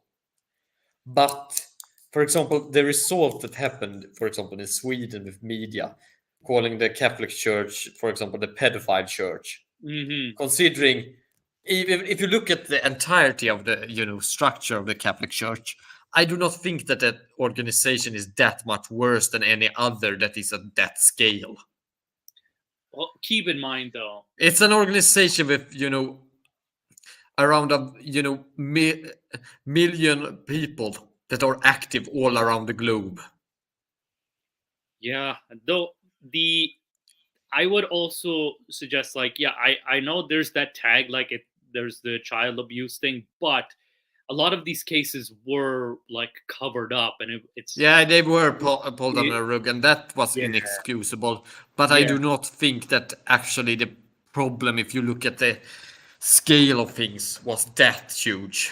No, I would kind of again disagree. I'm like It's like, I would disagree because for I feel example, I mean, the entire Catholic Church is like every one of the Baltic states, half of that, if you made them half as big as they are, that would be the Catholic Church's entire population.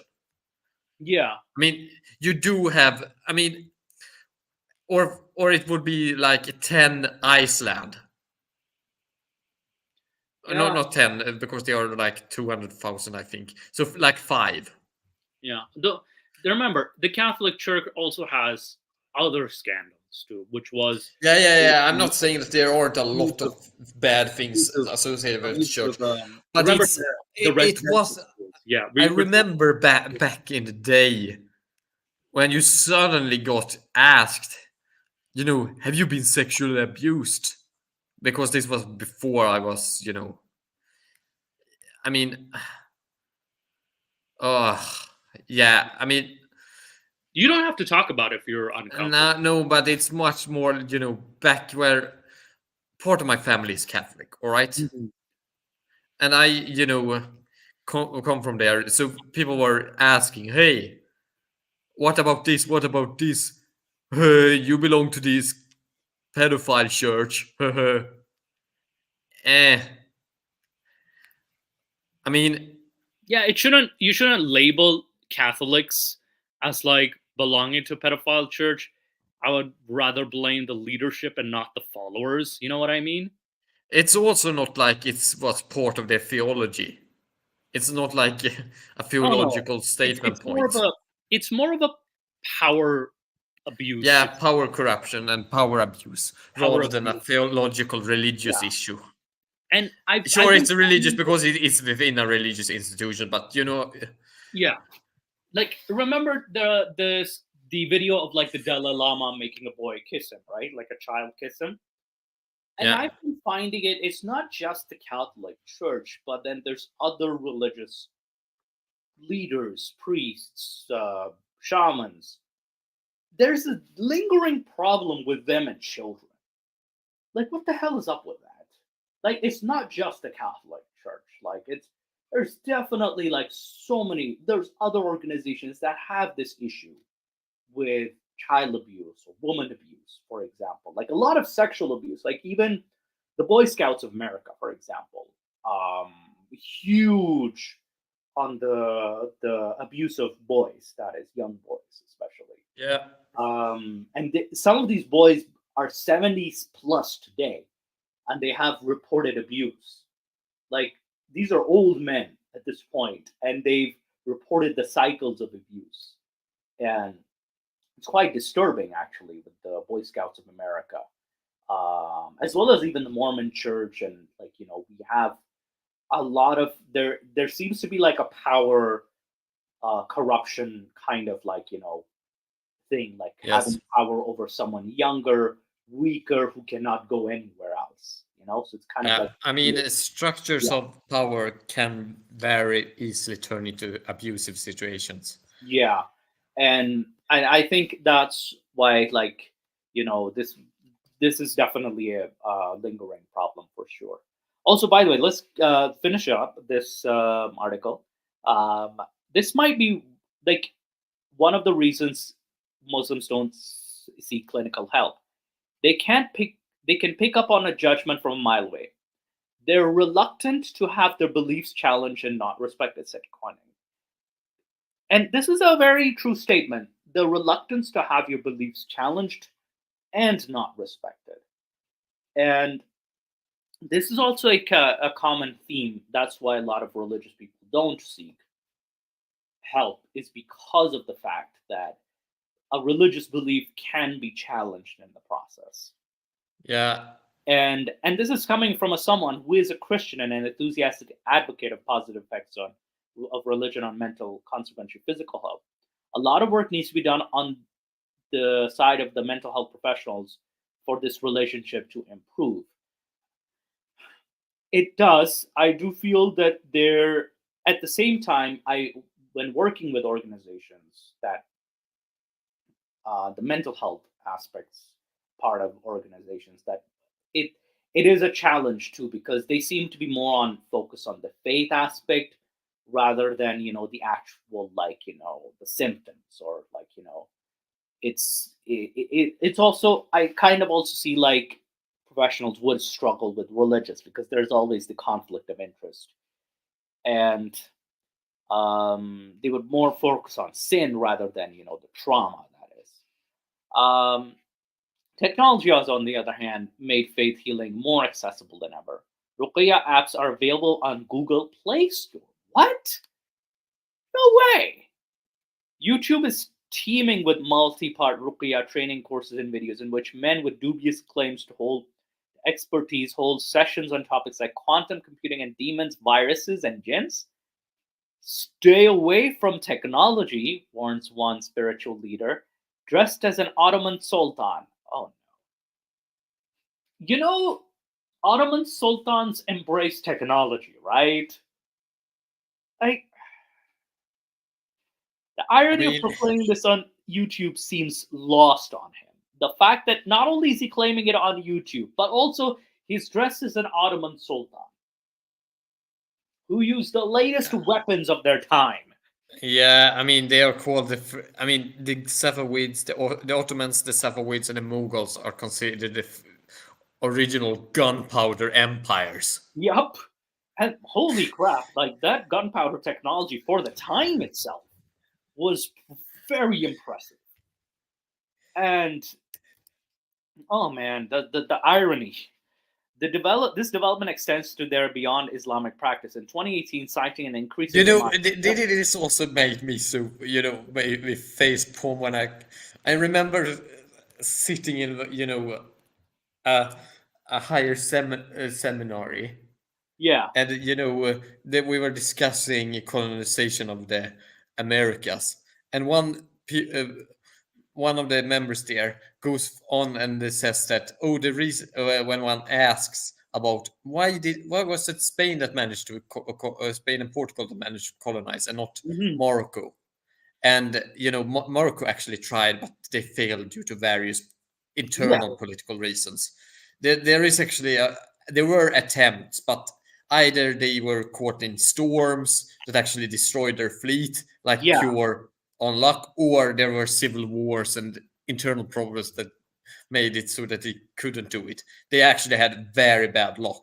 There was Yeah, luck was also played a part. what has own and the other this are the states sultanates that were there in Morocco. But anyway, they you know so he said this, you know, oh, and then this historian asked that has no comprehension about the Middle East or North Africa, and he says, oh, they probably didn't have the knowledge about how to use gunpowder. So even if they got over, they would never have been able to bring down the natives. No. I mean, No. if anything, it was the opposite. It's the opposite. Like this was the like Morocco. This was the 15th century. Europe had just begun using gunpowder. Yeah, like this is such an ignorant statement to make. Like, you know, it's sometimes like I want to smack some like people making like horrible historical claims, you know? Very bad historical claims. The dude that buy this, I resent that. The what? Where? In the comment section, or because England is the land of bad food and bad Yeah, weather, made the English want to explore more. Okay, Islam. Okay, that measures. So maybe the Church of English was so assured that why it allowed free thinking, which may have helped Britain leapfrog in technology and those. I mean, I wouldn't say technology, but definitely like in ideas for sure. Sorry, Church of England. There's a whole bunch of reasons why we tend to be religious. Maybe the concept of crap that makes it hard to believe in any benevolent God. Yeah. That's for the success. Oh, of course. Tawba, shut up, Mulhead. It was the one two under him here that I commented on. Because England is the land of bad food, bad weather, made the English want to explore more. Yeah, probably. This probably was one of the reasons why. And some say the only thing worse than English is Scandinavian food. Sorry, Ginny. Ginny, is this we true? Have good food. What? We have good food. I mean, it's just a little bit different from what you are expecting. If one is need of religion, one is need of mental health. I mean, it depends. It depends on the person.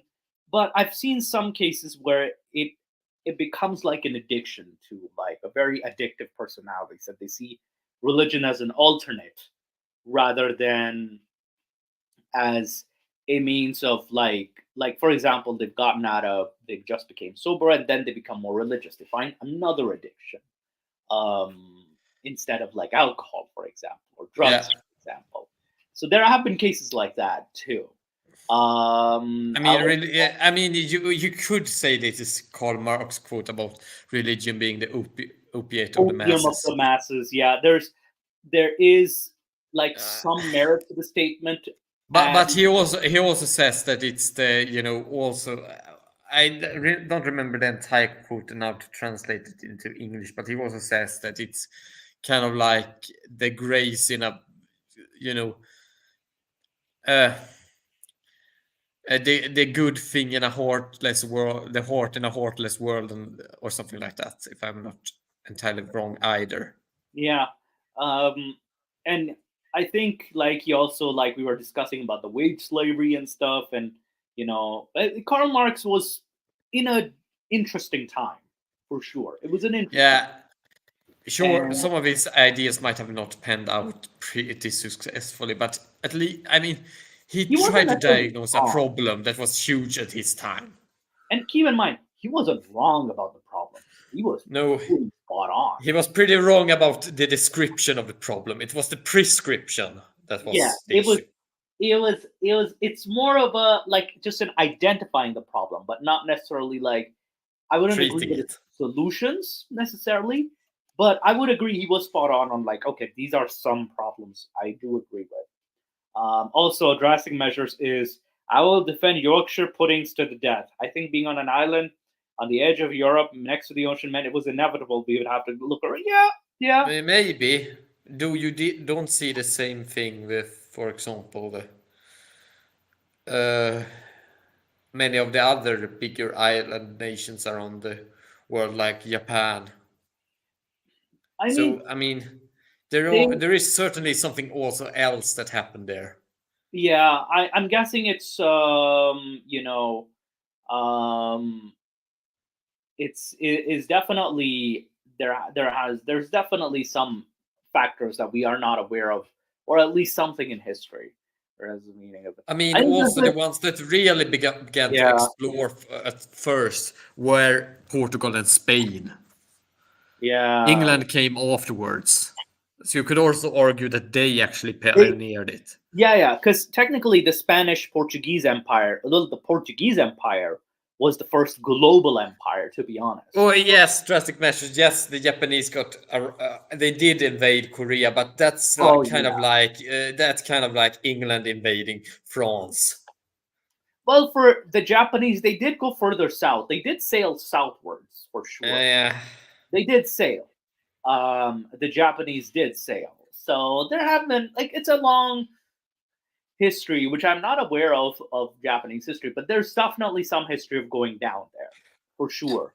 But back to the article. We digressed a Yeah. lot. We digressed a lot. Yeah. Okay. Roman Catholic cardinals began teaching aspirants how to conduct exorcisms via cell phones. South Asian exorcists beat them to this a while ago. Immigrant Urdu newspapers in New York have carried out advertisements from Gujranwala-based Baba Jinwala. Oh my God, this is a very common name for a faith healer, by the way, Baba Jinwala, for many years.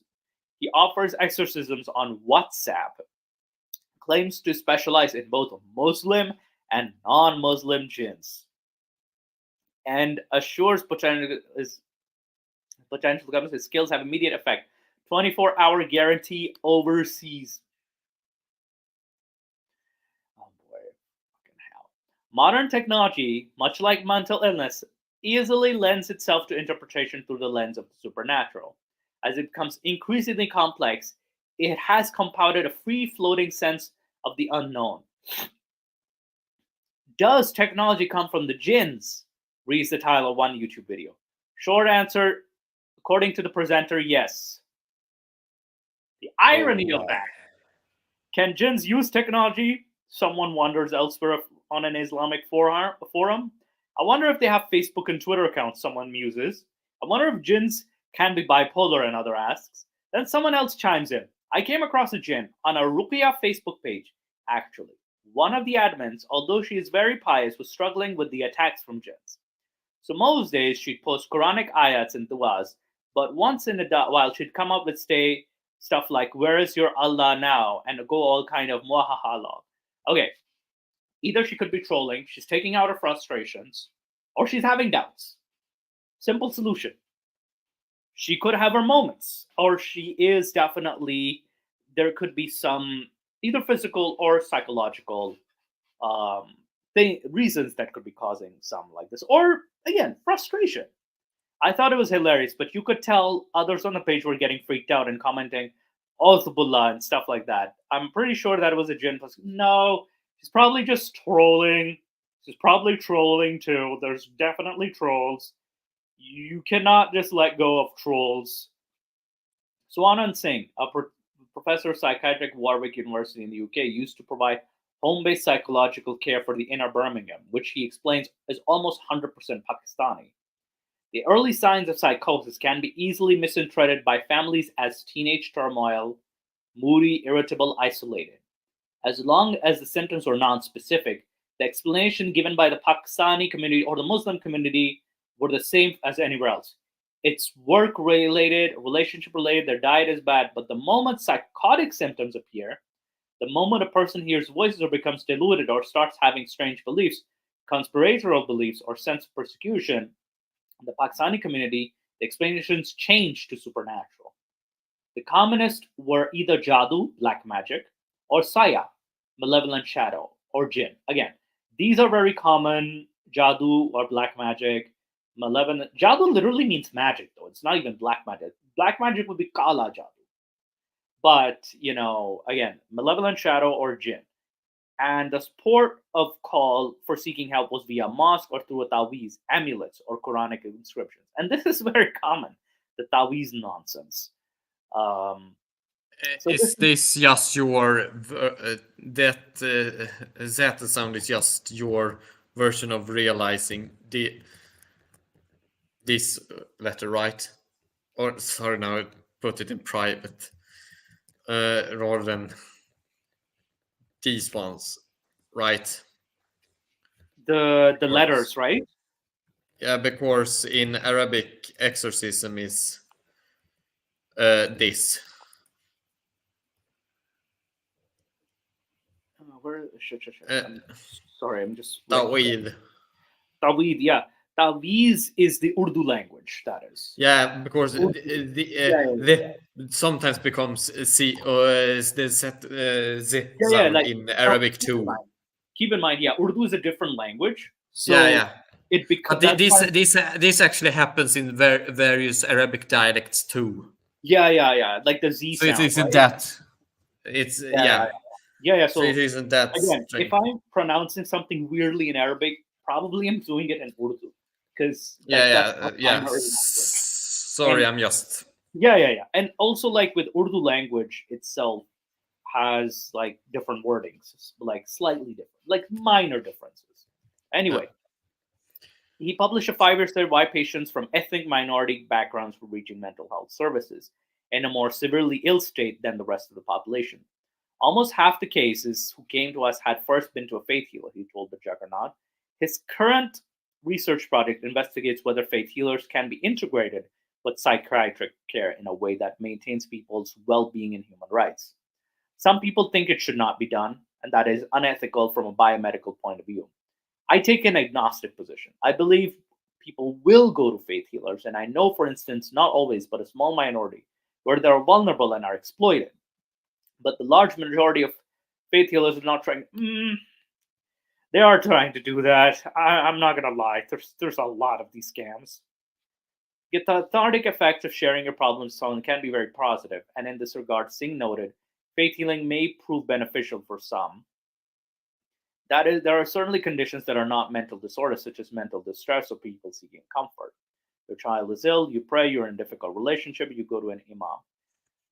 Oh no, this is a horrible idea. This is always a horrible idea. What's wrong with that? What concerns him is the faith healing may be adversely affecting treatments of schizophrenia and bipolar disorder, which require intervention.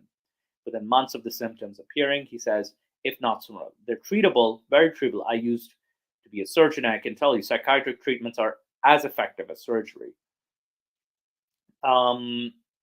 There's also Dr. Farha, Detroit-based psychiatrist and convener of the Muslim Mental Health Congress, said people can sometimes find it difficult between religious delusions and spiritual experiences. The last Ramadan, she told the Juggernaut, a young Muslim boy who stayed up multiple consecutive nights of worship, began to say he was seeing visions of Jannat, heaven. First, he went to a local imam. The imam has been trained in first aid mental health and said, "Yes, I'll recite ruqya with you, but consult Dr. Basi also because I feel like this is a psychosis." So he came under my treatment. I told him he needed to take these medications and continue praying with the imam. That's where my model of faith-based health comes in. We don't say stop making dua. I mean, yeah, like this shouldn't be the focus. Like, you're not taking somebody away from their beliefs, but you do need something practical.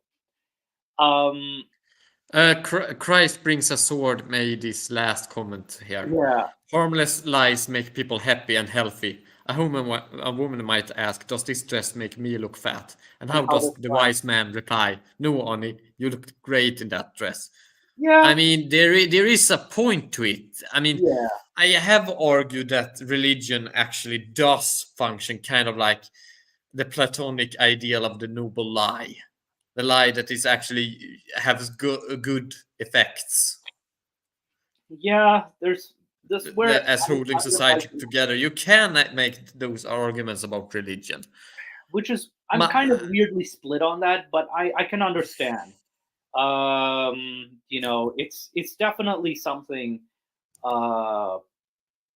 I'm a bit split again. I Because actually think that religion has played very important social roles in the past, and in societies where the state was extremely weak, religion, especially Islam, but also Christianity, actually helped a lot because you didn't have any protection system outside of the religion and word of mouth and social customs. And religion informed a lot of those and kept at least some level of order because the alternative was pure chaos well, instead. and that also because tribes It's and just religions that were it under. doesn't work in modern society as well as it Oh did in the yeah. past due to various reasons. Oh, for sure. Like on top of that, we also found out that with religions we're also reliant on having the hope of rainfall or some things will get better, blah blah blah. But we've kind of started to predict the natural world, so to speak. We have the capacity to do that. I mean, we knew a lot more and we also have a lot better other alternatives for institutions than Yes, religion. exactly. I mean, So I mean, say what you want, but we do not live in tribal clan societies anymore, like Europe was in the beginning of the first millennium. oh yeah, yeah. So we're in a very different we're in very different times. But and also at the same time, um, there have Christ been brings a sword. History is a lie told by uh, liars about events that may or may not have happened. no, I feel greatly insulted by that. No, no, history no. is not I a think it's lie. either you're trolling or um, No, no, no, no. Let him. I do think I know this guy, but I feel kind of like, all right, less insulted and more like challenged by that. I do think we can get closer to the truth. The history isn't a lie. It's about degrees of truth. and also like we can kind of analyze like when it was reported, all that Yeah, stuff. yeah. So, You that can in do a itself lot is with sources. a different topic altogether. Oh, Oh, that's actually a quote. oh. Oh, who I quoted didn't it? recognize that. Yeah. By Uh, whom? okay, when religions were drafted, it was a time when there was no order within people, Let's and look it's it up. design. Yeah, yeah, yeah. It was definitely it definitely served a purpose for sure. Um, the modern world, I think its purpose is kind of also diminishing as well. Slowly, but not immediate. It's not as drastic. Um, I say it still has some purpose, but at the same time, we kind of have to get out of the delusion. At least that's my opinion. But I wouldn't force people to get out of it. There is evidence that some faith healers recognize when their clients are suffering from serious mental upsetting. They will say things like, "This curse is too strong. Take him to a doctor." Okay, personally, I have some issues with this because you have to immediately go to a doctor first. Like that should be your first condition. Don't go up to a fucking faith healer. I'm kind of um, kind of against faith healing. In one of these live Q&A sessions, for instance, Abuther immediately pushes back against the notion that autism is a form of jinn possession. Okay, at least he recognizes that autism isn't a jinn possession. Uh, Not all imams and faith healers are amenable to work with mental health professionals. In the wake of 9/11, the subsequent scrutiny and surveillance of Muslims have bred a sense of paranoia in the communities across the West. Yeah, that happened. As a woman who doesn't observe hijab, Abbasi faced disapproving skepticism from imams when she reached out to several mosques. Non-Muslims are likely to be viewed with even more suspicion. If you go with the idea that tum log sab badmash chor ho, you're all frauds, they're not going to cooperate, Singh continued. They're not bad guys sitting in a chair throwing cat and saying, "Welcome, Mr. Bond." They're not criminals. They're poor people trying to make a living. So we're going to sit with them and examine what they do and try to find out what proportion of people who come to them have serious mental disorders. I mean, this is an effective way to kind of sneak them out as well, sneak out some potential patients. It's an effective way. And sometimes imams and faith healers don't even figure into the equation. For instance, 4 members of the same family found guilty of the murder of the 21-year-old Naila Mumtaz in Birmingham.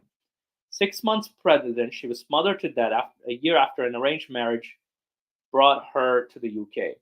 Defense claimed that the relatives were attempting to rid Mumtaz of a demonic possession. Okay. This is where still, even as the advocate, like, this is where I also kind of feel that the belief system itself needs a lot of scrutiny. This is the kind of shit that happens, that where I would say, like, the belief system needs to be pushed back a bit. And we need to kind of, like, have at least smart believers, or at least, like, have some room for doubt. Still, even as they advocate for working alongside them, most mental health professionals agree that regulating faith healers is a good idea. In the UK, for instance, government statistics from 2017 indicate that witchcraft and demonic possession across all belief are linked to almost 1,500 child abuse cases. I am not surprised by this at all. In 2019, this number increased to nearly 2,000. Indian and Pakistani newspapers frequently carry reports of sexual abuse, blackmail, and murders linked to faith healers. And this, it is rife. I kid you not. Our community is rife with these abusers. And Malaysia in 2010, the government required faith healers to obtain practicing licenses. And Pakistan's efforts were made to do the same in 2017 after a self-proclaimed faith healer in Sargodha murdered 20 disciples over the course of a single night. But no further regulations. And also in Pakistan, nothing happened after that. In South Asia, the US, or the UK, it's important to have some training and some line of authority, agreed Koenig. As a doctor, I'm responsible for my state license. I'm also responsible to the people I work for in the university. I have many different levels of people watching to make sure I behave myself. It would be a good idea for faith healers to have the same. Though, personally speaking, like, I know that I would rather kind of heavily either regulate them or kind of, again, I may hold an extreme position, but like faith healing. I mean, it can be very hard to regulate these people, as you would have to infringe upon a lot of rights. Yes, it's going to be very hard to regulate, and also, from the center of it, like from as an atheist myself, I'm like, yeah, this is a whole lot of crock that I don't want to be constantly walking on eggshells when it's obvious nonsense. It's obvious, but at the same time, we're living in interesting times. We got to be also kind of careful. It's weird. Yeah, I also don't want to give the state too much power to censor people, because I have recently become more and more, afraid of losing freedom of speech here in the Western world. Oh no, Roland, you're a psychotherapist. Okay, it has given me some insights. No, that's very interesting. Very, very interesting.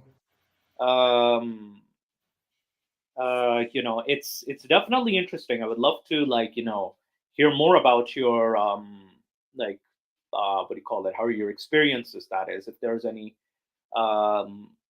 There is actually a field in the religious studies that combines with psychology. That is psychology of religion. Yeah. That actually goes into a lot of stuff about how psychology and religion interact, and how people experience things and their mental processes. Yeah. It's not a field I have looked into that much, but it was included in standard education for the bachelor. Yeah. Also 1400 years as a Jinni. Damn it, Drastic, you're not a Jinni. Calm down, Jinni. I have a Jinn right here. Yes. So you're not a Jinni. Like, Drastic, don't pretend. Don't lie in the face of God. But yes, I think I wanted to cover another scandal. Oh, I'm not God. I'm just a close second. Oh no! Your jinns have like godlike powers according to the show Supernatural. Yes, but that's not the same as being God, and I never claimed to be God. I just claimed to be a close second. Oh no, a sin you've claimed. But yeah, definitely this has been okay. Yeah. Oh, so you're an uncultured Ginny. That's the best kind of Ginny. Okay, so you're the chaotic Ginny, and Ginny over here is the more like organized Ginny. Yeah. But yeah, I know we've kind of crossed over the 2 hour mark, and we're well over. Yes. I apologize for we got like some interesting insights into like faith healing and like psychology and some history and stuff. So we discussed a lot of things for sure. I will what do you call it? We'll sign off here. Ginny, yeah, we'll speak on Discord. I just want to have a private chat with Ginny. So yeah, don't join us in Discord. It's just gonna be me and Ginny. And yeah, I think next show, I know I wanted to cover the sex trade aspect of there's some Islamic sex trade in Iraq, that is the secret sex trade. I know we didn't get the Oh time yeah. because We didn't have time for that, but that I will think we'll be do it next show. Next show, yeah. we're gonna definitely look into like the muta sex trade, and this has been a common problem with the Shia community, especially. Yeah, it has even been a problem here in Sweden too with the Mhm. Shia community, Yeah, within where and it's there were some couple of high ups that were caught for koppleri or illegal sexual trafficking. yes, yeah. So we definitely will what do you call it? We'll definitely cover this topic, and again, we'll also provide. I know we provide a trigger warning here. I know it didn't get that extreme, but we did discuss some mature subject matter. But this is going to be very mature, so I'm going to give a trigger warning here for next show, as well as we'll give a trigger warning before the show starts next week as well, too. So that way we're gonna discuss something very mature. But thank you guys so much for joining. Thank you all for being a great audience. I know we went long and it was a very like I hope we didn't bore you or were dull. Like we tried to make it interesting. Um, but yes, thank you so much for also shout out to Culture Ginny, by the way. I also wanted to show you the channel as well for Culture Ginny. Give me a second. So I'll give you Culture Ginny's channel. So if you search up Culture Ginny, so you search him up, and this is his channel, by the way. And he's good. He talks about the supernatural, like beliefs, different belief systems, like in his video sections. If you give how to understand like the white symbolism, the Quran, the dark side of history on Thanksgiving, the Hul, the Drogar, different. Also, yes, this one's also very History, culture stuff, and everything imaginable, pretty much. Yeah. Also, this was very interesting. Did Mecca exist before the 7th century? Like he provides his perspective. The Romans were not the Greeks. Like the differentiation between like Roman and Greek beliefs, and of course Rome versus Sparta. Why was Rome better than Sparta, for example? So something like that, or why were they just different altogether? So, well, we talk about enslaved societies for sure. Like he covers, albeit they are controversial topics, but these are history. This is history. That is. Yeah, I try to be very distant in it and non-judgmental when I do history. Yeah. Also, in our channel, like the Gin and Tonic Show, if you want to rewatch the video, I need to fix a problem with this. Is that if you want to watch a recent video, don't go to videos, but go to live.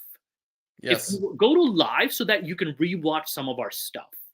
Because I'm feeling like people don't know where to rewatch it. So yeah, this is our section where we can, if you ever want to rewatch our shows, or it'll be on the homepage as well too, like in the more recent stuff if you've subscribed. Okay. All right. Thank you so much, everyone, for joining, and hopefully we'll see you next week then. See you on Discord later. I will just speak a little bit with Moose on Discord. Okay. See ya. Yeah, bye.